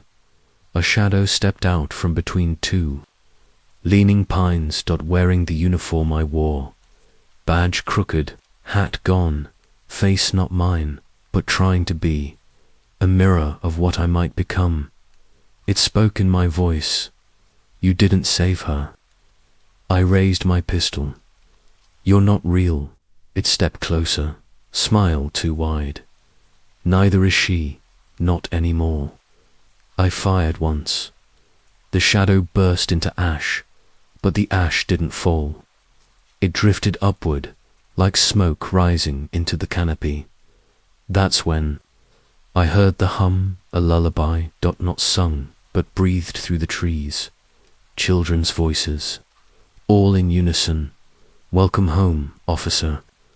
I ran blind. Branches lashed my arms. Roots tore at my ankles. Mud sucked at my boots, as if begging me to stay. I didn't stop until I hit water. A creek, black, shallow, rippling with movement I couldn't see. Across it, the forest changed. Lighter, quieter, I crossed and found myself at the swing set. Not a different one. The swing set, rusty chains, bent seat, single boot dangling from the top bar, swaying gently though there was no wind. I approached, step by cautious step, at the base of the swing. Another photograph. This one was old, not printed. Polaroid, a man holding a child. The man, Bernard, smiling, but the child's face was missing. Scratched out behind them, this swing unchanged. I turned it over. The handwriting was neat. "Don't look behind you." My breath hitched, my spine chilled, but I looked and saw nothing except my cruiser parked in the woods, lights off, doors shut, engine running like it had been driven here by someone else. I approached slowly, each step heavy, like walking into my own grave. The passenger door opened on its own. Inside, another boot, laced, clean, dry, and beside it, a note scrawled in a child's hand. "You left me again," rain began, not loud, just enough to erase. Footprints. I reached in and grabbed the boot, turned it over. Inside, a tooth. Small, human, still warm. I dropped it, heart pounding. The cruiser radio clicked on, but no voice. Just the sound of a child crying. And then, knock knock. My window shattered inward, not from force, but pressure. Like something wanted in or out. I backed away, slipped in the mud, boot still in my hand. Then a voice, calm, close, whispered right beside my ear, "Stay, stay." It's been raining for days now, or maybe just one long night that never ends. I no longer trust the sun. It rises, yes, but only as a backdrop to more shadows. I haven't left the woods. Not really, even when my boots hit pavement. The forest stays with me. It breathes through the air vents in my cruiser. It watches through the rearview mirror, and it whispers when I sleep. Whispers things I shouldn't know. Whispers things no one should know. The cruiser was dead. Battery fried. No signal. The forest swallowed it whole the moment I stepped away. I stood there in the middle of nowhere, clutching the rubber boot, the third or fourth. I'd lost count, fingers numb, skin soaked, but too afraid to drop it, because that would be disrespectful, because these boots were more than shoes now. They were memorials. Every one I found marked a soul. Unfound, I needed to keep walking. Somewhere ahead, someone was still alive. Maybe a child. Maybe just the part of me that hadn't gone cold yet. The ground grew firmer. The trees, thinner. Then a fence. Barbed wire, rust-bitten, and beyond it, something man-made. A tower, derelict, wooden. No purpose now but to exist. It stood crooked, like it had tried to fall, and been held up by some unseen hand. A floodlight flickered on, then off again, above the door. I approached the boot, and my hand began to tremble. No, not the boot, my hand. The wood groaned as I climbed the steps.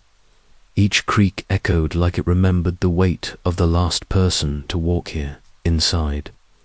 It was empty, except for one chair, facing a wall. The wall was covered in photographs. Dozens, all children, all faces I'd never seen, but knew intimately. They looked like drawings at first. Then I realized they were carved. Fingernails had done this, scraping their smiles into splintered pine. Above it all, in red paint, knock knock. I turned. A mirror stood in the corner, full length. My reflection was wrong, not just off. It was smiling and waving and wearing boots I didn't own. The reflection's mouth moved, soundless, then sound soft and small. A knock dot from inside. The wall then again. 3 slow taps. I pressed my ear to the wood silence. Then, breathing close, panicked, a whisper. He's still here. I stumbled back. The mirror cracked. The smiling reflection didn't move. A fissure ran through its face, like it was breaking free. I ran down the stairs, through the rain, back into the trees. But the forest had moved again. No path, no cruiser, only one direction, deeper. At some point I stopped checking my watch. Time was an insult here. All that mattered were the boots and the voices. They didn't come often, but when they did, they were always behind me, never beside. Never ahead, always behind.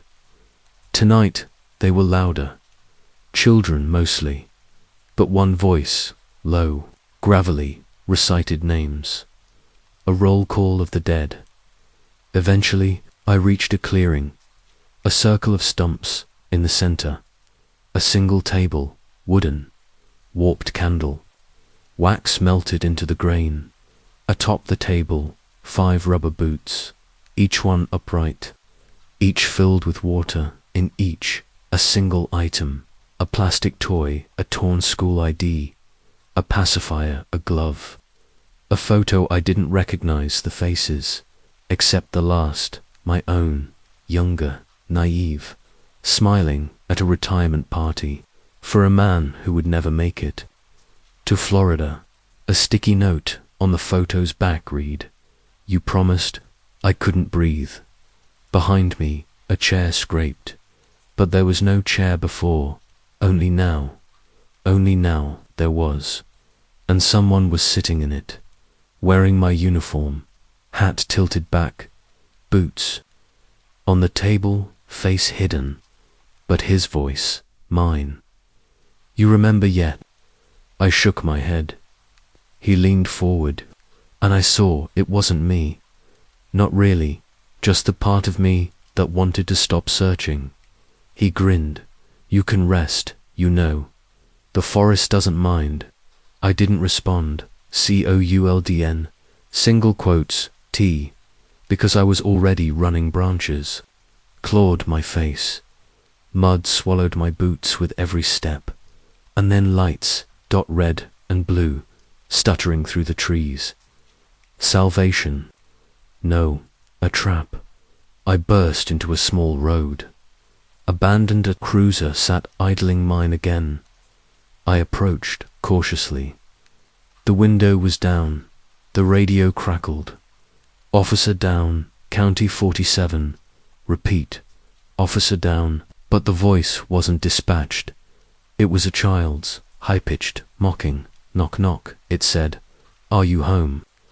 I left the road, back into the trees, back into the cold, because whatever waited behind that wheel wasn't me anymore, and I wasn't ready to sit still. Not yet. Eventually. I found a cabin, a real one this time, run dash down, roof caved, but shelter inside. A single bulb hung low. It glowed when I entered, not before, not after, only when. The table inside bore 3 items. A boot, a child's drawing, a tape recorder. I pressed play. A girl's voice, Emily, soft, terrified. "If you're hearing this, it means he hasn't won yet." Click, silence, then, "But he's close." Click, "Don't fall asleep." Click, "He comes."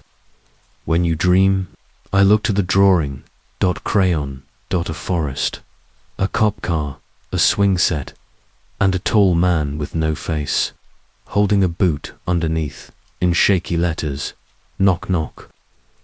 I sat there, in that flickering light, the boot in my lap, the rain pounding the roof, and I realized something awful. The knocks weren't asking to come in. They were telling me I already had, that I'd opened the door a long time ago, that maybe I was never meant to leave the woods. Maybe none of us were. It started as a smell, charred paper, singed plastic, that electric bite of something ruined. At first I thought it was just the cabin.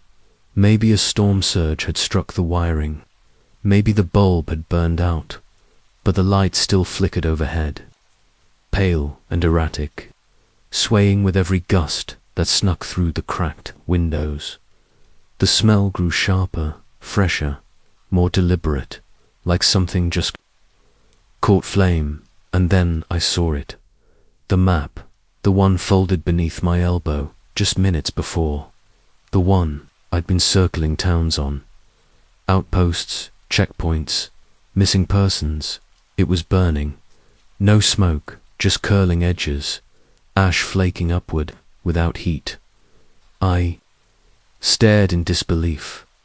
The map, my last tether to logic, blackening without fire, and carved into the wood beneath where it lay. With surgical precision, "You're too close." My throat tightened. I wasn't sure if it was fear or fury anymore. Maybe both. I wanted to believe this was all in my head, that the trauma had cracked me, that I was chasing ghosts, because chasing ghosts was easier than admitting. I'd failed everyone who'd vanished, but the truth was, something out there was playing with me, and worse. It was learning. I gathered what I could, the drawing, the melted tape, the ruined map. I stepped back into the rain, leaving the warmth of the dying bulb behind. The woods were quieter now, not calm, never that just, waiting. And then I saw the footprints, two sets, side by side, one large, one impossibly small, heading west, through the mud, towards something I hadn't seen on any map. Even before it burned, the fire tower. It stood like a needle in the dark, barely visible through the mist, steel and timber. Built before I was born, decommissioned, after some arsonist lit up half the ridge in 9/7. No one used it anymore, or so we thought. I followed the footprints, one step after another. No birds, no end. Only that electric feeling on the back of your neck, like someone's reading over your shoulder and breathing through their teeth at the base of the tower. I found the swing, just one, hanging from a broken tree limb, plastic seat cracked.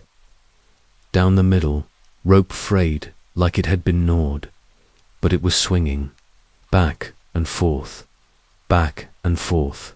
No wind, no reason. My flashlight flickered. Once, twice, I clicked it off. Better to let the dark hold me now. No point pretending it couldn't see me. The ladder groaned, each step a confession, each footfall an accusation. I climbed like I was climbing into a casket, not to escape, but to bear witness, to whatever waited above the hatch at the top creaked open with no resistance. Inside, the smell hit me again. Charred paper, yes, but this time layered with sweat, gasoline, and something wet. It was no longer raining. The air was still, and in the center of the platform, beneath the shattered window pane, lay a pile of rubber boots. All sizes, all colors, all pairs, dozens of them, stacked like bones, and on the wall, scrawled in ash. They walk again. A sound behind me, soft, childlike, like someone trying not to cry. I turned. She stood in the doorway, barefoot, shivering, wearing a soaked yellow raincoat, 2 sizes too big. Red hair matted to her forehead. No older than 8, Emily. She didn't speak. She didn't speak. She didn't need to. Her eyes said everything. Fear, exhaustion, recognition, as if she knew me, had been waiting. I stepped forward. She stepped back. He's not gone, she whispered. He just wears your face now. The platform tilted. Wind surged from nowhere. The boots scattered, like marbles, some tumbling through the hatch to the ground below. Emily screamed. I grabbed her wrist, pulling her close. The tower shook. Something was climbing up, something heavy. Deliberate, not fast, just patient, like it had all the time in the world to finish what it started. I aimed my pistol at the hatch. The light below flickered again. One boot came into view, black leather, cracked, sole shredded, and above it, a hand grey-skinned, long-fingered, gripping the ladder like it owned it. Then the second hand, then the face. My face. I froze. So did Emily. We both stared as the thing climbed into view. It didn't speak. It just smiled. That same twisted grin from the mirror. Back at the first cabin, it wore my badge. My shirt even had the scar on my knuckle, but its eyes were hollow, and its boots, rubber dot bright red, children's size. Emily, whimper, Ed. The thing stepped forward. I fired, once, twice, 3 times. Each shot echoed like thunder, but the figure didn't fall. It didn't even flinch. It smiled wider and said, in my voice, "I told you, don't come home." Then everything exploded. The platform cracked. The wood buckled. Emily screamed again. The thing lunged, not at me, but through me, like I wasn't even real. I grabbed Emily, dove backward, fell not down the ladder, off the edge. We plummeted through.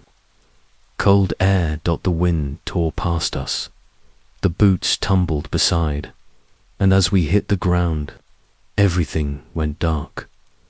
I don't know how long I was out. Could have been seconds. Could have been hours. When I opened my eyes, the tower was gone.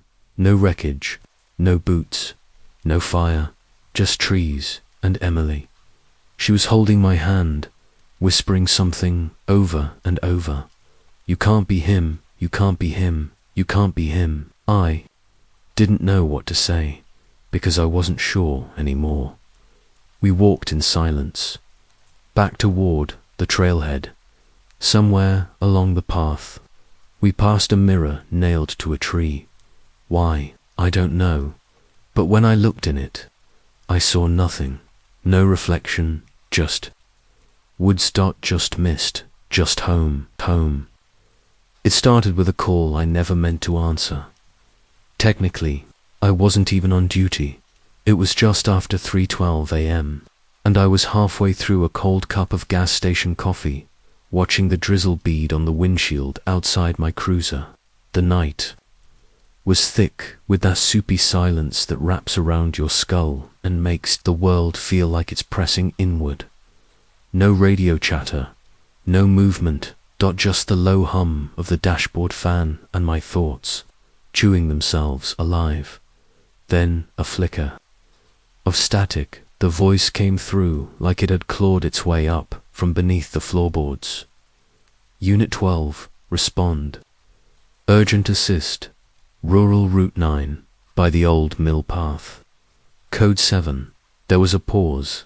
Then, repeat. Unit 12. You're already there. I blinked. The call light wasn't flashing. No dispatch log, no origin trace, but the voice. It was mine, my own. Not distorted, not imitated, not copied, me. I stepped out of the cruiser without thinking. The rain had stopped. No wind, only stillness. And yet I felt it, that familiar tension in the air. Like the woods had stopped breathing just to listen. I walked not down the road, but into the trees. The forest swallowed me like it always did. No hesitation, no resistance, just the faint whisper of leaves and the crunch of boots on damp soil. It didn't take long before I found the path again, the same trail I'd followed when I first heard the name Emily. Same overgrown branches, same claw marks on bark, but something new this time. A sound. Steady. Rhythmic. Tap, tap, tap. Like fingers drumming on wood. I slowed my steps, shone the light ahead. It caught something reflective. A shard of glass. No, a mirror, tall, framed in blackened wood, standing perfectly upright in the middle of the path. Untouched by dirt, not a drop of fog, and in it I saw myself, just not quite. My reflection didn't blink when I didn't shift when I turned my head, and the eyes, they weren't mine, too wide, too still, and filled with something bottomless, something old. I took a step forward, so did it, but it didn't mirror my movement.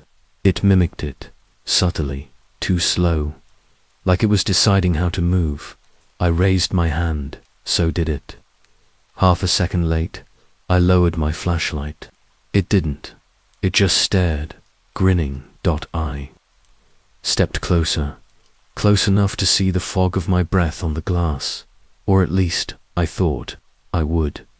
But there was nothing, just that pale imitation standing in my clothes, grinning with a mouth that never moved.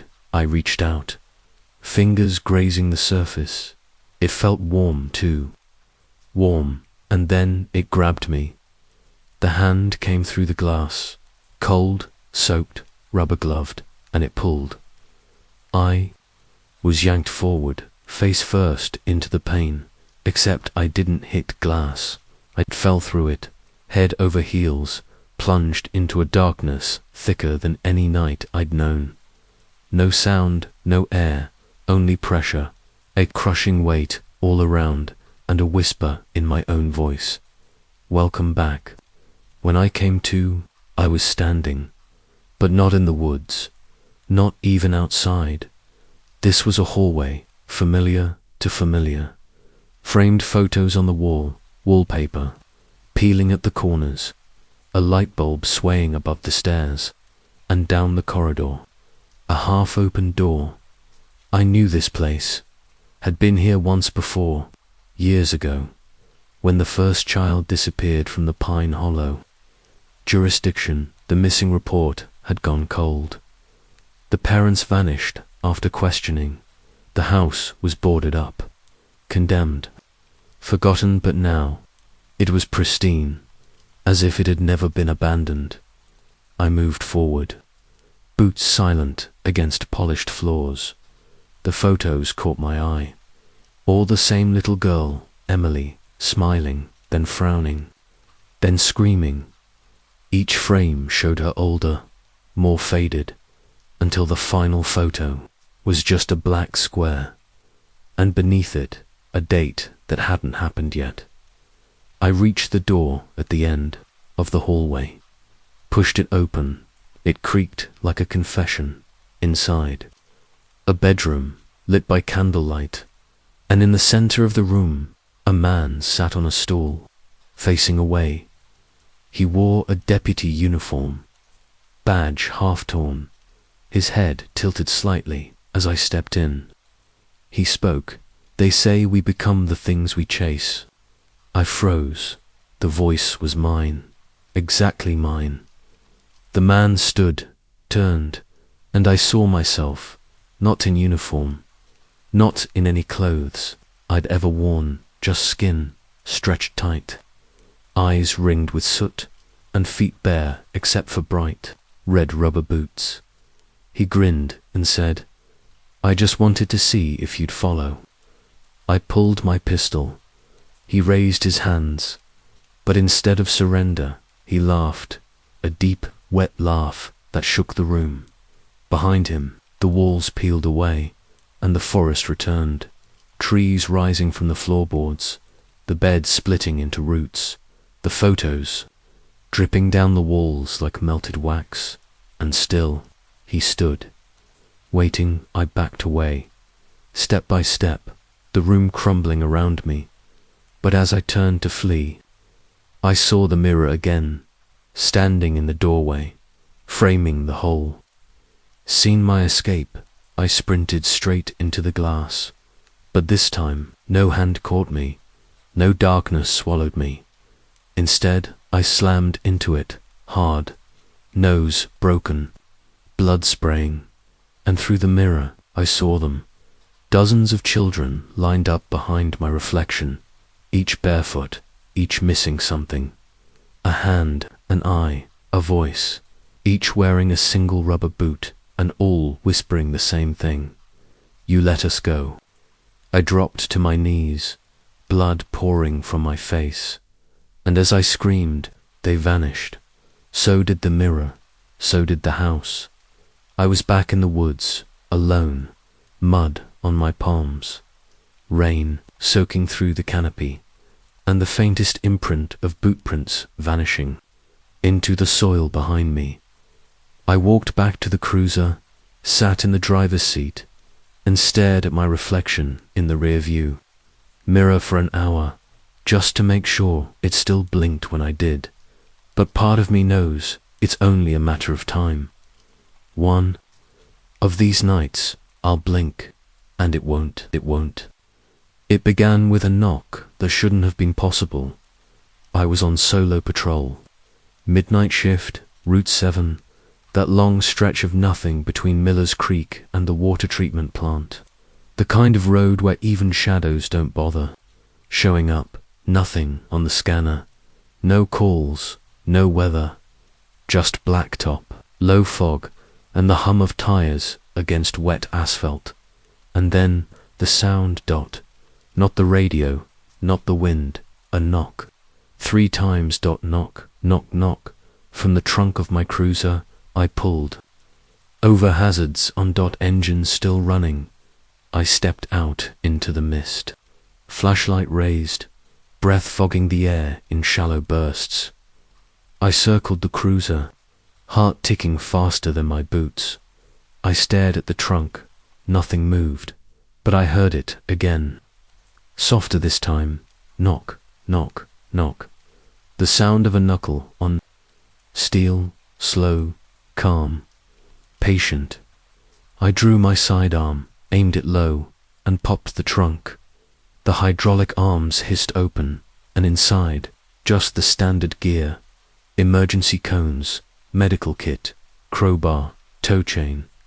Everything where it should be, except in the center, wedged between a reflective vest and my evidence bag, was a rubber boot, mud, street. Toe, facing upward. Size too small for any adult. No matching pair, just one. And beneath it, a photograph, old, faded. A child standing in front of a blue house. Yellow raincoat, baseball cap. A grin too wide for his face. I knew that house. I drove straight there. Didn't call it in. Didn't radio for backup. Didn't think I knew. I had to go. That photo was from a missing persons case. 6 years old. Name, Jason Merritt. Age 9. Reported missing after school. Never made it home. No leads. No leads. No body. Case shelved in the dust of half-forgotten reports and grieving. Relatives too broke to scream. But I remembered the house. I'd been there when the family still believed. He'd just run off, still thought he'd come back. When I pulled into the driveway, the fog thickened. The porch light blinked on as I stepped out. Motion activated, but too bright for this hour. The house looked untouched. Same peeling siding, same cracked windows, same swing set in the side yard. One chain hanging lower than the other. The door was unlocked. Of course it was. Inside, smelled like old rot and candle wax. Furniture covered in dusty sheets. Picture frames face down. I swept my light through the living room. Moths scattered. Fleeing the beam, the kitchen looked worse. Peeling linoleum. Cabinet doors open. Nothing inside but cobwebs. Then I saw the crawl space, low to the floor behind the hallway closet. The wood around it was freshly disturbed, the hinges scrubbed. Clean. And something in the dark beneath, breathing. I knelt down, listened, and heard it, a low, muffled voice, soft, tired, whispering. "It's my turn now," I called out. "Jason." No answer, just a scraping sound, clawing like nails dragging across plywood. I pulled the door open. The smell hit me first, earth mold and something older, something dead. I slid in, boots grinding over damp ground. The flashlight barely lit the space, but enough to show movement ahead. A figure, curled fetal, whispering into the dirt, naked except for a single rubber boot. He didn't turn as I approached, just kept whispering. I knelt beside him. "Hey," I said softly. "It's okay, you're safe." His body jerked, then stilled. He slowly turned his head. His face, it wasn't a child's anymore, it was mine, pale, gaunt, worn thin by sleepless years. He grinned. "You took too long," he whispered. I stumbled back, heart seizing. The figure began to dissolve, not into ash, not into smoke, into water, mud, and and water pooling where he lay, seeping into the dirt like he'd never existed. My flashlight flickered. The crawlspace door slammed, shut behind me. I was sealed in dot, alone in the dark, with the sound of boots small, wet, approaching from every side. I screamed, banged the walls. No one answered. The voices rose, dozens now, children's whispers layered into a swarm of sound. Why did you leave us? You had the key, you saw the signs, you didn't come back. The mud reached my knees, then my waist, then my throat. I stopped screaming and started listening. Then, just as the light vanished, a hand reached down, strong, warm, pulled me up and out in one violent jerk. I gasped as fresh air hit my lungs, rain on my face. I blinked. The crawlspace gone. Just the front porch again, empty, silent, and standing there. My old captain, retired 3 years now. He handed me a boot, Jason's, still, wet dot still warm, and said, "We never closed this case, Mitchell. Maybe we never can."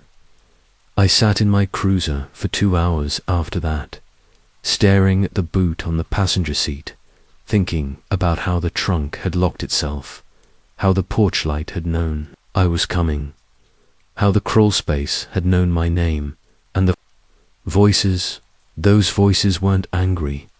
They were just waiting, waiting for me to listen, to see, to remember.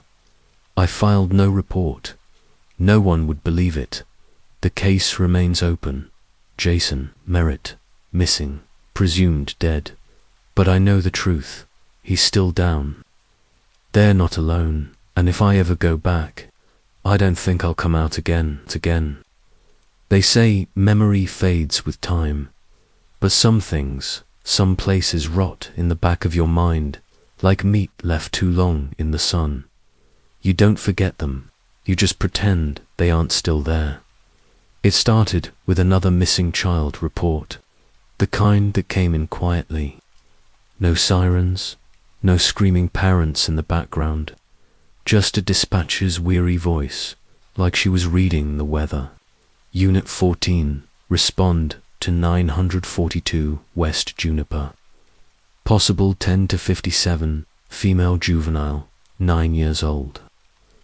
Caller states subject wandered off from backyard around 4 p.m, no recent sightings. The words barely registered. I was already on my 3rd coffee, hands shaking, more from the exhaustion than the caffeine. Still, I clicked the mic. Copy that, 14 en route. I didn't even flinch when I passed the old orchard off Miller's Bend. I used to turn my eyes away from it, as if the trees could see into me, into what I did or didn't do that night.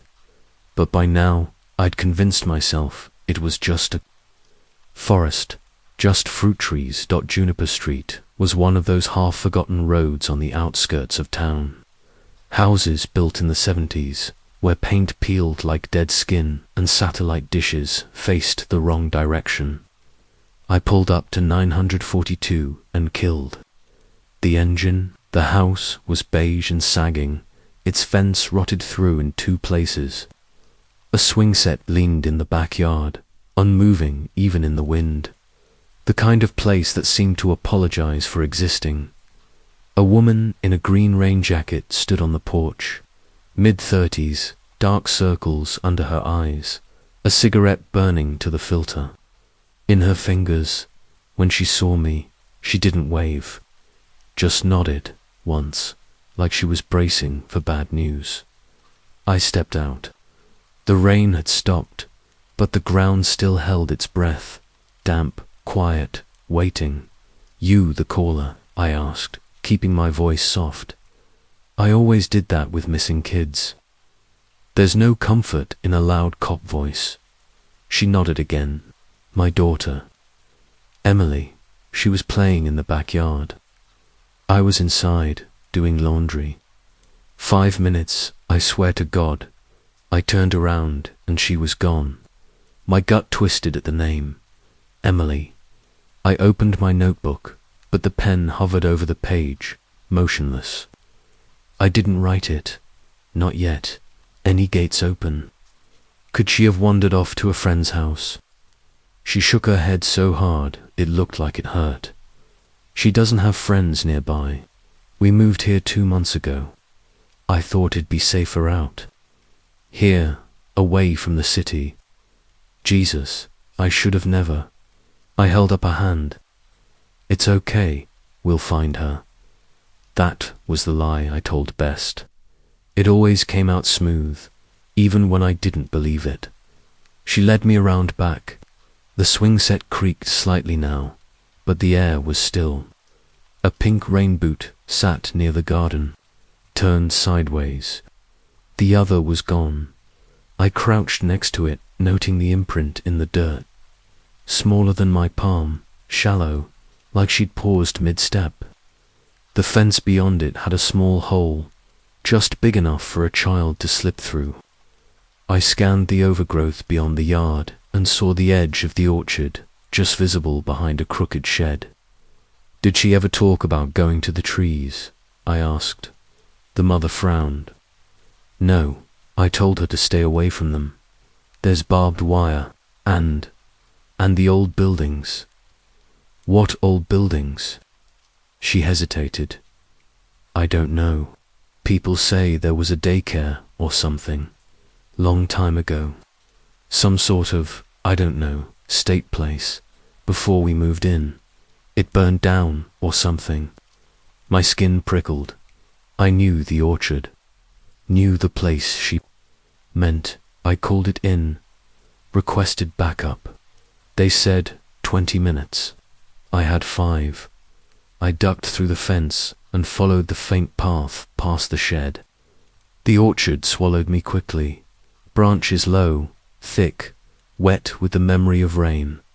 The trees here didn't feel like trees, more like arms.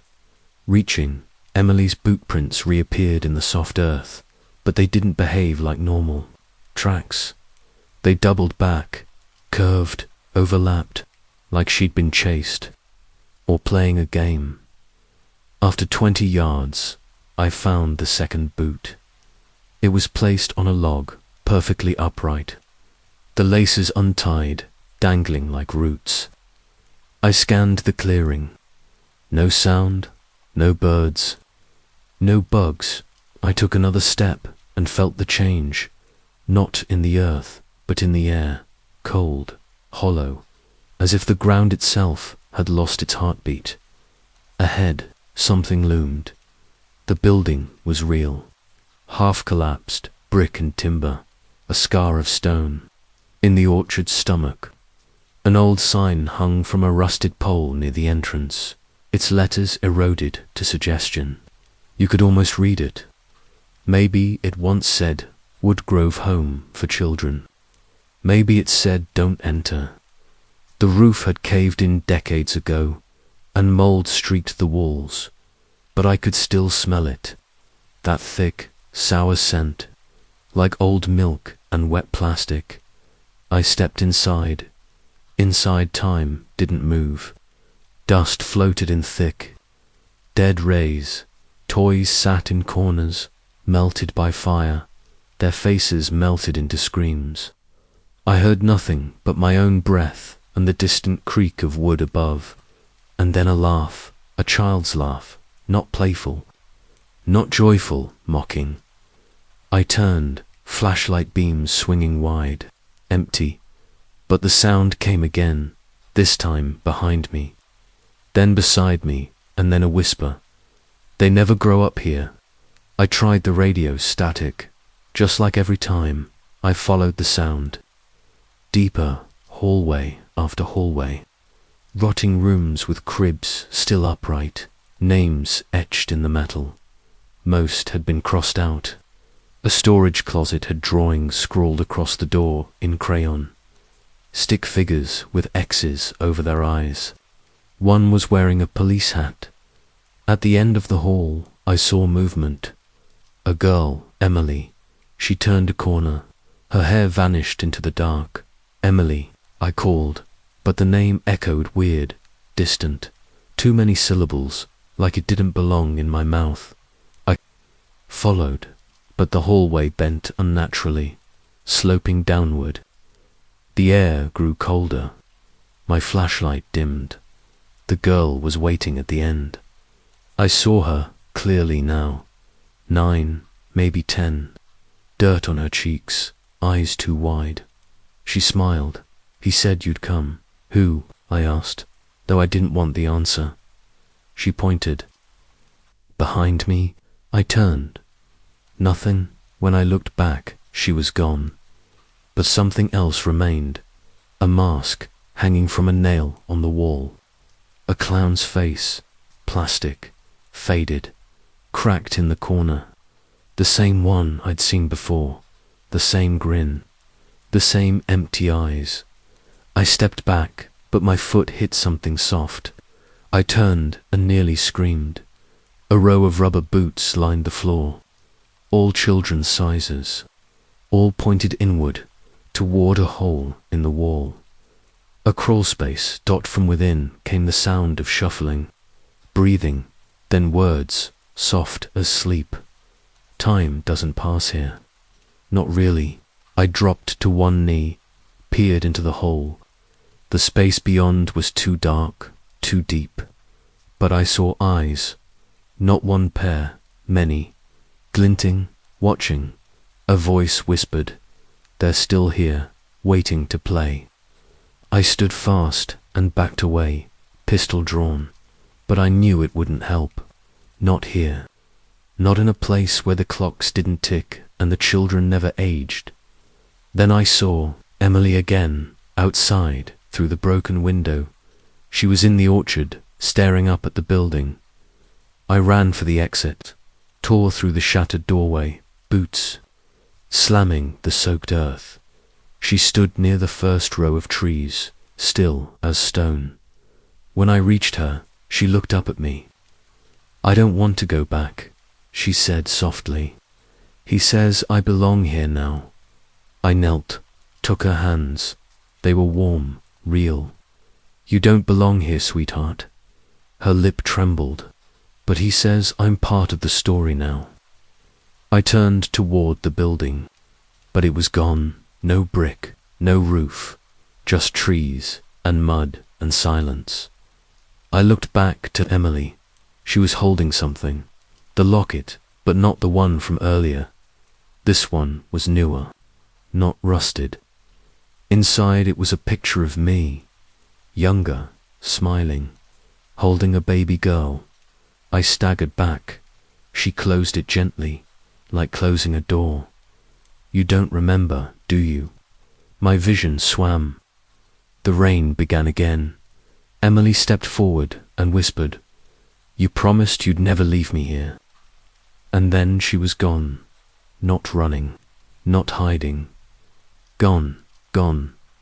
Only the locket remained, and the row of boots, facing inward, in the place where the building never stood. I don't remember walking back.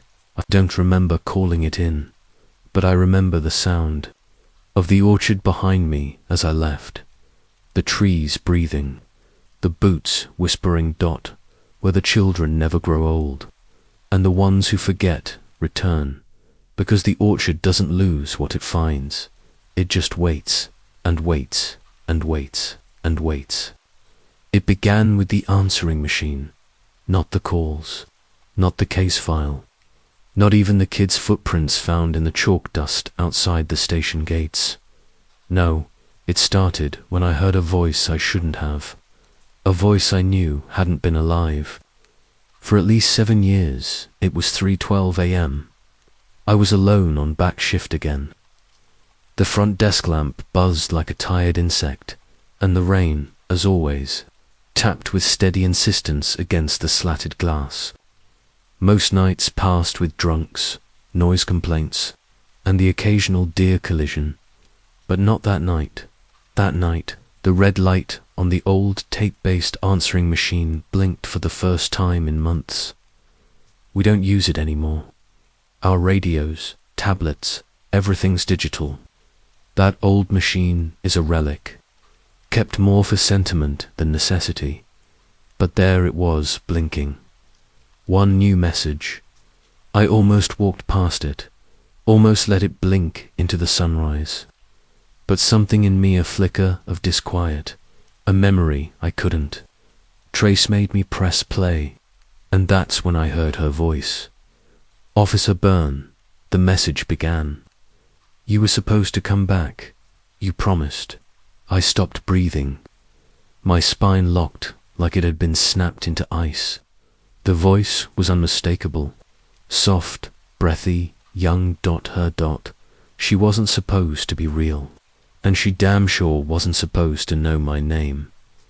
I fumbled to rewind the tape, fingers numb, but when I hit play, again 'twas blank. Just static. Whispering static. Almost like it was laughing. When I came to, I was standing outside. No memory of leaving my desk. Rain falling sideways. Radio silent on my shoulder. I stood there in my uniform, soaked to the bone, staring out at the county road that bordered the back of the precinct. And there it was, again, footprints. Bare, small, fresh, pressed into the gravel like someone had been dancing in circles, and in the center, a boot.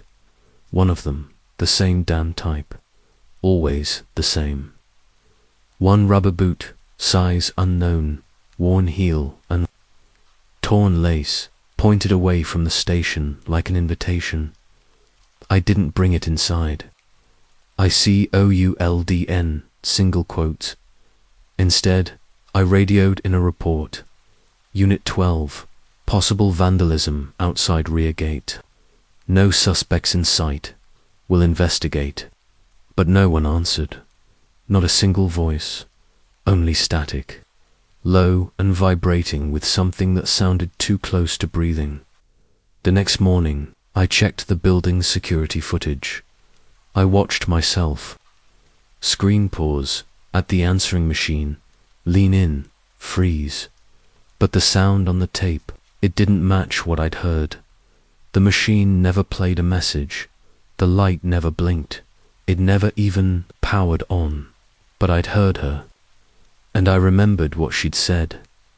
"You promised." I spent the rest of the week in a half-dream state. That kind of waking fog that settles behind your eyes when sleep won't come. My fellow officers avoided me, even Ramirez, who usually had a joke for every bad night. I asked him, once, if he believed in ghosts. He didn't laugh, just sipped his coffee and stared out the break room window. Then he said, "Ghosts? No, but I believe places remember pain. And sometimes pain talks back." By Friday, I couldn't shake the feeling that something was watching me. Every time I rounded a corner in the station, every time I sat alone in my cruiser, engine idling under the sick yellow of the station lights, every time I blinked. Footsteps, light, bare. Following, I started finding boots, not just 1.4 in total, lined up along the base of my locker. No mud, no prints, just placed there like trophies or warnings. I bagged them, logged them under unauthorized access evidence, and sealed the report. But no one else could see them. When I brought Ramirez to the locker, they were gone. He gave me a look, the kind I'd given rookies when they cracked after a long week on death. Notifications and told me to go home. I didn single quotes T. Instead, I pulled the old call logs. I dug into the files that we weren't supposed to read after hours. The resolved dash, but dash, we dash, no dash, better files. Missing kids. County Road 47, Radar Road, the swing set, the map, the messages, dozens of reports. Always the same pattern. Footprints, one rubber boot, a vanished voice on a radio, and officers who vanished too, or worse, who stayed. The third message came 3 nights later. Same machine, same red blink. This time, no voice, just music. A lullaby, out of tune. Slowed down, warped. I recognized it. It was the one that played in my patrol car the night we found the first girl in the crawl space. The night I'd pulled her out, shaking, and she whispered into my shoulder, "He's still in the walls." My hands trembled as I reached for the volume knob. The music rose, louder, then cut. A whisper followed, soft, breathy. "You hear them too now, don't you?" That was the night I went back to the house, to the swing set, to where it all started. I shouldn't have returned. Not alone, not without backup, not without telling anyone where I was going. But something in me, a pull I can't explain, drew me back to that hollow shell of a house where Emily whispered through the cracks in the floor and her father wept behind a mask. The windows were boarded now. The front steps sagged, but the swing set in the backyard, it was pristine, as if no time had passed at all. The chains gleamed in the moonlight. The seat swayed gently, untouched by the wind. I stared at it from the back fence, unable to move. Then I saw them, 2 tiny boots resting beneath the swing, red rubber. New this time, they hadn't been there before. I don't remember drawing my weapon. I don't remember stepping over the fence. But I remember the way the air changed when my boots touched the soil. It grew colder, heavier, thicker, like wading. Through syrup, I crouched by the boots. No footprints, just the boots, side by side, facing the woods, and tucked between them a photo. The girl again, Emily. Her face smudged this time, not blurred by water. Scratched, her eyes scratched out. Her mouth stretched wider than it should have been. A child's grin forced too far. I turned it over, written in pencil. She didn't stay. "You will." I walked into the house. The door didn't creak, it welcomed me. The air was sweet with rot and dust, and something older than either. I didn't turn on my flashlight. I didn't need to. The house glowed with a sour yellow light, as if it remembered where the sun used to touch it. The living room was empty. No furniture, just imprints in the floor where furniture should be. The weight of what used to be still pressing down. I stepped over a spot where a coffee table once sat and nearly tripped. On another boot. This one was black, large, an adult size. It was pointed at the basement door, and the basement door was wide open. I descended slowly, each step groaning under me. The smell grew stronger, earth, rust, mildew. Beneath it, something floral, like old perfume, the kind left in purses at estate sales. My flashlight clicked on of its own accord. The basement looked the same, but the far wall, it was covered in writing, childlike, jagged, scratched into the concrete. "You said you'd help. You left us," she cried, "for you. Where were you? You belong here now." My throat tightened. In the center of the room stood a chair, not just any chair. It was the same one from the precinct break room. Same blue fabric, same broken armrest, same coffee stain on the cushion, and someone was sitting in it. I raised my weapon. "Identify yourself." No response. I stepped closer. The figure in the chair wore a patrol uniform, damp, torn, his badge hung from one thread, his head tilted toward his chest, face hidden beneath a mop of wet hair. I reached forward, grabbed the shoulder. He was ice cold, but breathing. I turned his face toward me and looked into my own eyes. I staggered back. My pulse thundered in my ears. my vision tunneled. My gun slipped from my hand. The figure didn't move, just stared at me with dead eyes. My eyes, my face, my bloodless lips. He whispered, voice identical to mine, "You shouldn't have come." Back, the room dissolved. The walls stretched upward. The basement became a stairwell. The stairwell became a hallway, a hospital hallway. The floor gleamed with wax and old blood. Fluorescent lights buzzed overhead. My boots squeaked.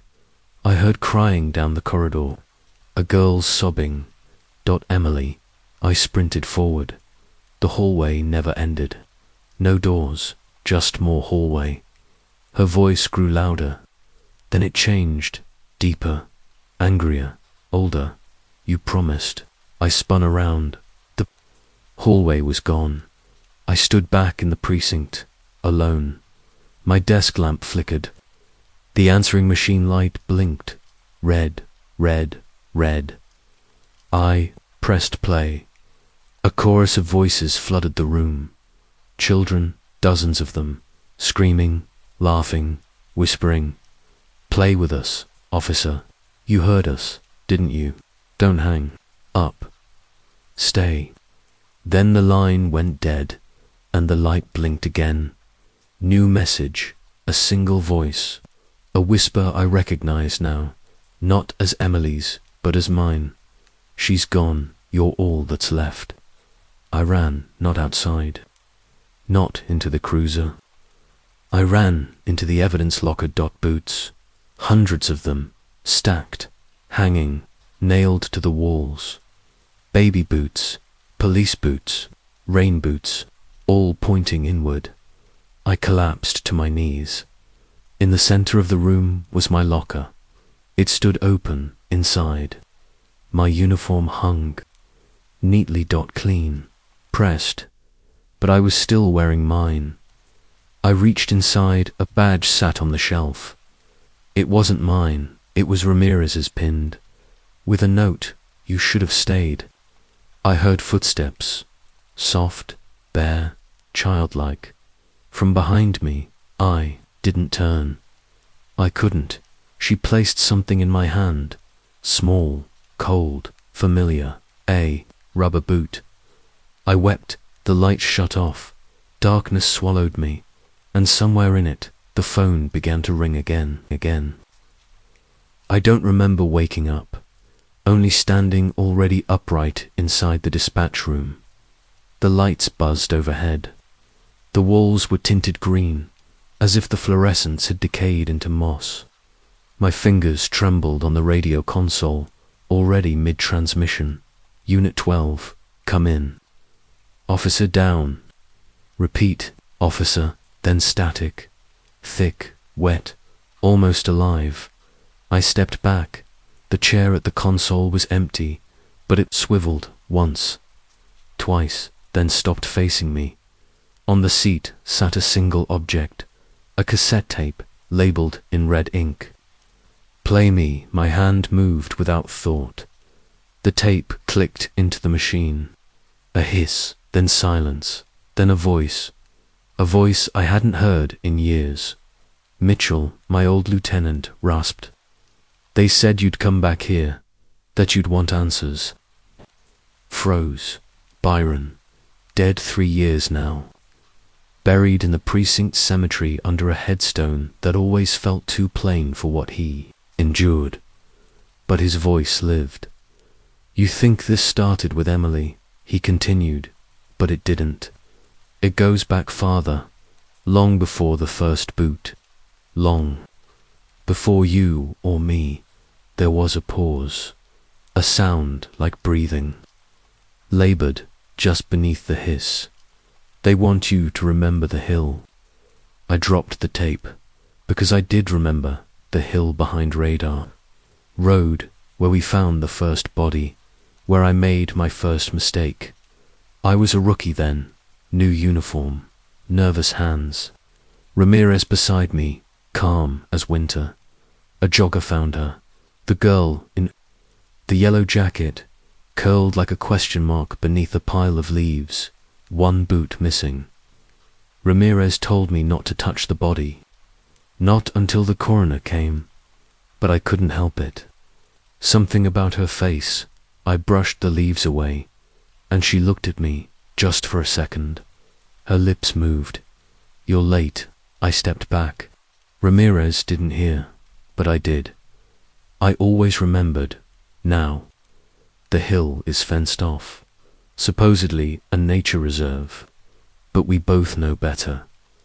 I drove there once, months after the body was found, just to look, and saw dozens of rubber boots tied to the chain-link fence, as if someone were counting. Back in dispatch, the room changed again. Now it was filled with boots, on the desks, on the chairs, on the ceilings, all sizes, all conditions. Some still wet, some cracked with age. I picked one up. The inside was lined with newspaper, old, brittle. I peeled it out and read the headline. "Local child, still missing. Search enters, day 14. The photo was grainy. But I knew that face. Ramirez's niece. He never spoke of her, only once. In a bar, after too many drinks, she followed something into the woods. He whispered, "Something wearing my badge." The phone rang, not the radio. The landline, an old, rotary-style thing that never worked.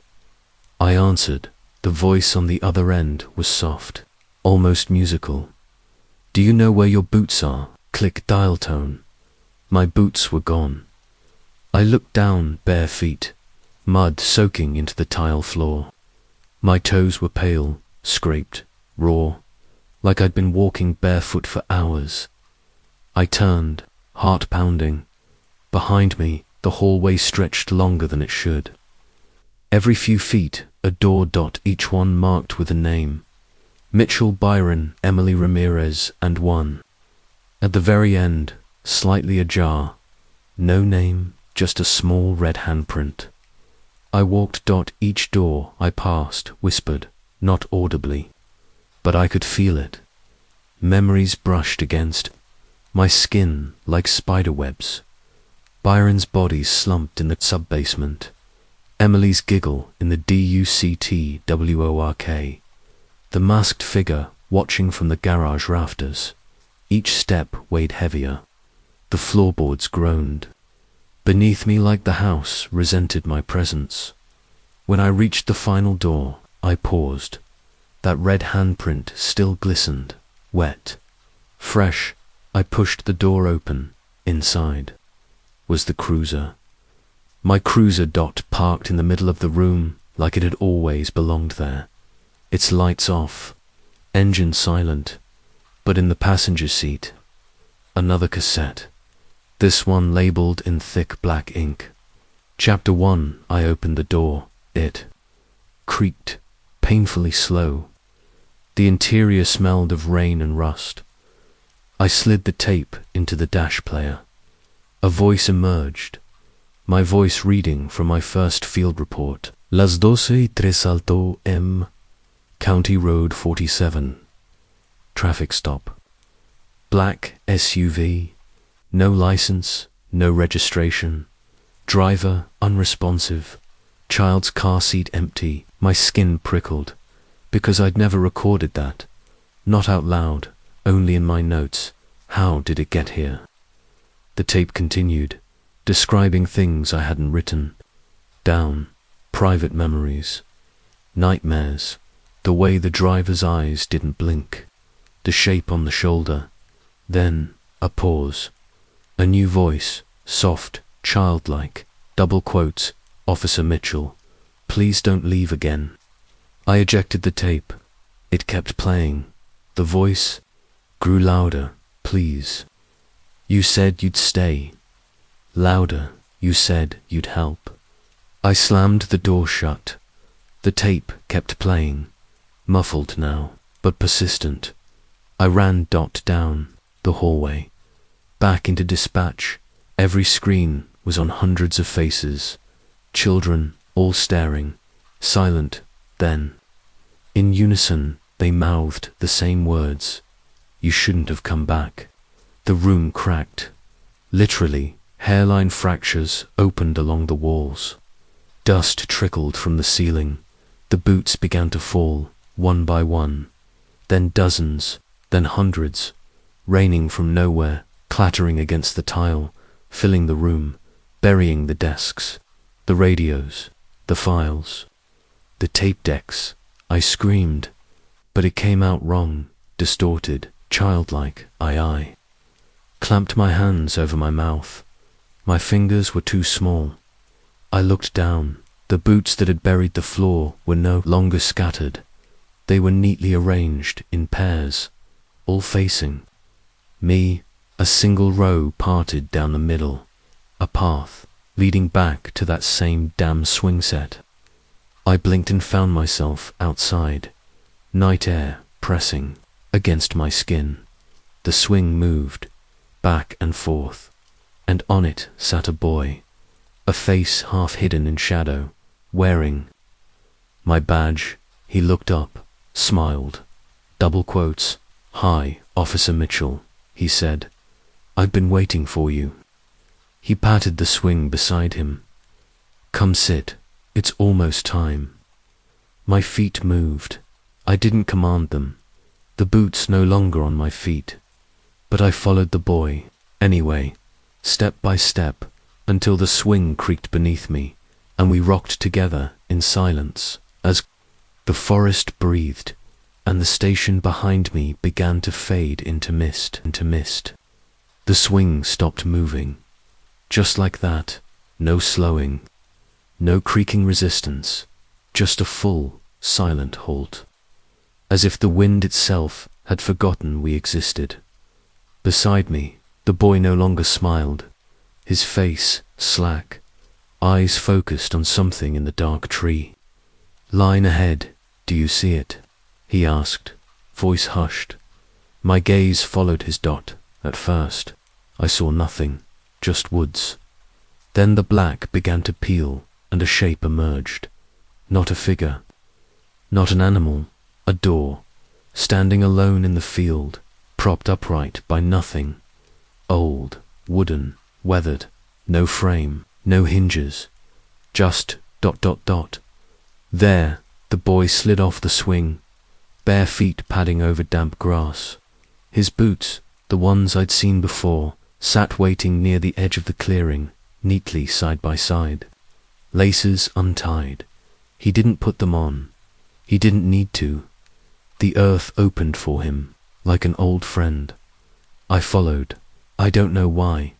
My brain screamed not to. My breath came fast and shallow, sweat beading along my back, even in the cold. But I couldn't stop, because something was happening. Something final. I stepped closer, and the door shimmered, not like magic, no, like heat, like a mirage on asphalt. Its edges flickered, distorted by something behind it, but there was no behind. Only air dot still, it stood. It radiated silence. The boy reached the door and turned back. "You left it open," he said. "That's why they keep coming." I didn't understand. I wanted to ask what he meant, but when I tried, the words tangled in my throat. He tilted his head. "Not your fault," he said kindly. "But you heard the knock.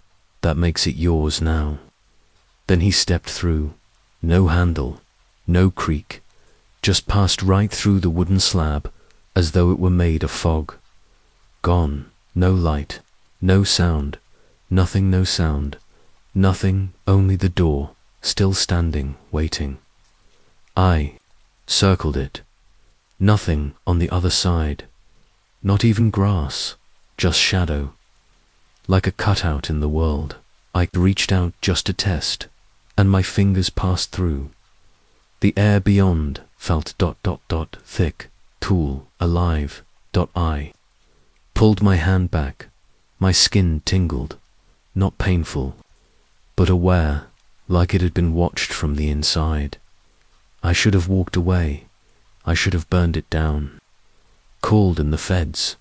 Called in a priest. But instead, I sat down in front of it, cross-legged like a child, and waited. The door hummed, not with sound. With memory, I remembered things. I'd forgotten Ramirez's face when he couldn't find his niece.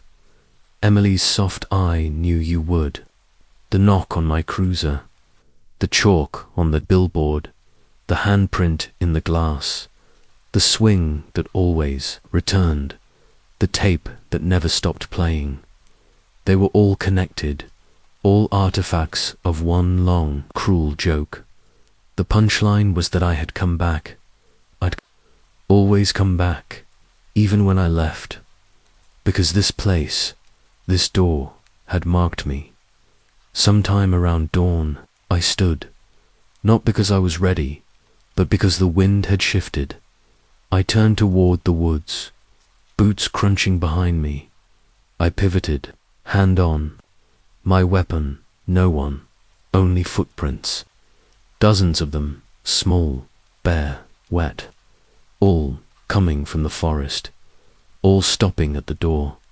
All gone, like the children who wore them had stepped inside and never returned. I walked to the door again, closer this time, close enough to hear the soft whispering beneath the wood grain. Names, dozens, some I recognized, some I didn't. They weren't spoken, they were breathed, like the door inhaled each one and exhaled. Memory, I reached out again, palm flat against the surface. Warm now, then hot. I pulled back. A new name had appeared, etched into the wood like a carving from long ago. Mitchell, I didn't scream. I didn't cry. I simply nodded. Of course it had. I stepped back, and the field vanished. Just like that, no fade, no blur. One blink and I was standing on asphalt. Headlights behind me, the station, the cruiser, the swing set was gone. The trees were normal again. Even the radio was alive with chatter. Unit 12, status check. Come in. Mitchell, do you copy? I reached for the mic. My hand stopped inches away, because on the dash lay the same cassette tape. Play me no red ink, just my own handwriting. I stared long and hard, then pressed the mic. This is Unit 12, I said slowly. I'm clear. Copy. That, all units, we're wrapping. Drive safe. I set the mic down and picked up the tape. I didn't play it, not yet, but I knew what it would say, because I'd already said it, would say it again, and saying it now. There's a door in the field. Sometimes it looks like a swing, sometimes like a closet, sometimes like a hollow voice on the radio that calls you by name. But it's always there, just outside your periphery, just outside the range of headlights, just at the edge of the woods. It waits, it whispers, and if you knock, ... it knocks back. I parked the cruiser and sat with the engine idling. The sun rose behind me, painting the world in slow gold, but the light didn't feel warm. Not anymore, because I knew what the shadows held. Not monsters, not ghosts, just the ones who never came home, and the ones who followed there. Footsteps, this job never ends. Not when the badge is hung up, not when the cruiser cools, not when you promise yourself just one last call, because there's always one more missing, one more knock, one more boot, and now I'm the one who hears them first. Not because I'm special, not because I'm brave, but because I stayed. So if you ever find yourself out past the county line, if You feel the air change and the static grow, ... If you see a door that shouldn't be there, ... single quotes, T-knock. Turn round, drive fast, forget the name, Mitchell, forget the boots, forget the swing set, because once you open that door, ... you don't go through. It goes through you. Continuing with the final outro of the Rubber Boot Mystery, 3 hours of disturbing true cop horror stories, approximately 2,000 words, ASMR, horror tone, unresolved ending, OUTRO static, on the line, first person, poetic slow burn ending, dreamlike and unresolved. I don't talk about it much anymore, not because I've healed, but because I haven't, and I think, maybe, I never will. The calls stopped. At least on the surface, no more midnight knocks, no more rubber boots in the road. But the feeling, the knowing, it never goes away. It's always with me, in the corners of rearview mirrors, in the gentle hush right before sleep, in the click before the radio turns on. I hear static now, even when there's no channel, and sometimes within that static, a voice, faint, childlike, whispering my name the way you whisper to someone you love, or someone you've trapped. They offered me leave after it all, said I needed rest, said I'd seen too much. They weren't wrong, but they didn't know the truth. They thought I had cracked. That grief had fermented into hallucination, they thought. I imagined the swing set, the footprints, the door in the field. They still think that, but I know better, because some nights I wake up and my boots are muddy, my uniform soaked in dew, my cruiser parked just a little crooked, keys still in the ignition, and the tape. The tape is always waiting, sometimes on the dash, sometimes in the mailbox, once, tucked beneath my pillow. Play me, it says. No handwriting now, just the voice on the tape. A boy's voice. A voice I know, not from files or radio chatter, but from the swing, from the field, from the hush that lives between seconds. Officer, he says, are you ready? He never tells me where we're going, only that he's glad I came back, only that the others are waiting. Sometimes he tells me names, names of children who've been gone for years, names not on any public list, names I remember from school posters and Amber Alerts. Sometimes he laughs, other times he just breathes, soft, wet, close, too close. I tried. Burning the tape once, watched it melt and hiss in the barrel behind the station. But the next day it was in my glove box again. I tried throwing it in the lake. I watched it sink beneath the ripples, but the next morning it rested on my passenger seat.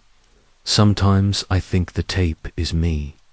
A loop, worn, warped, always replaying the same message, always asking the same question.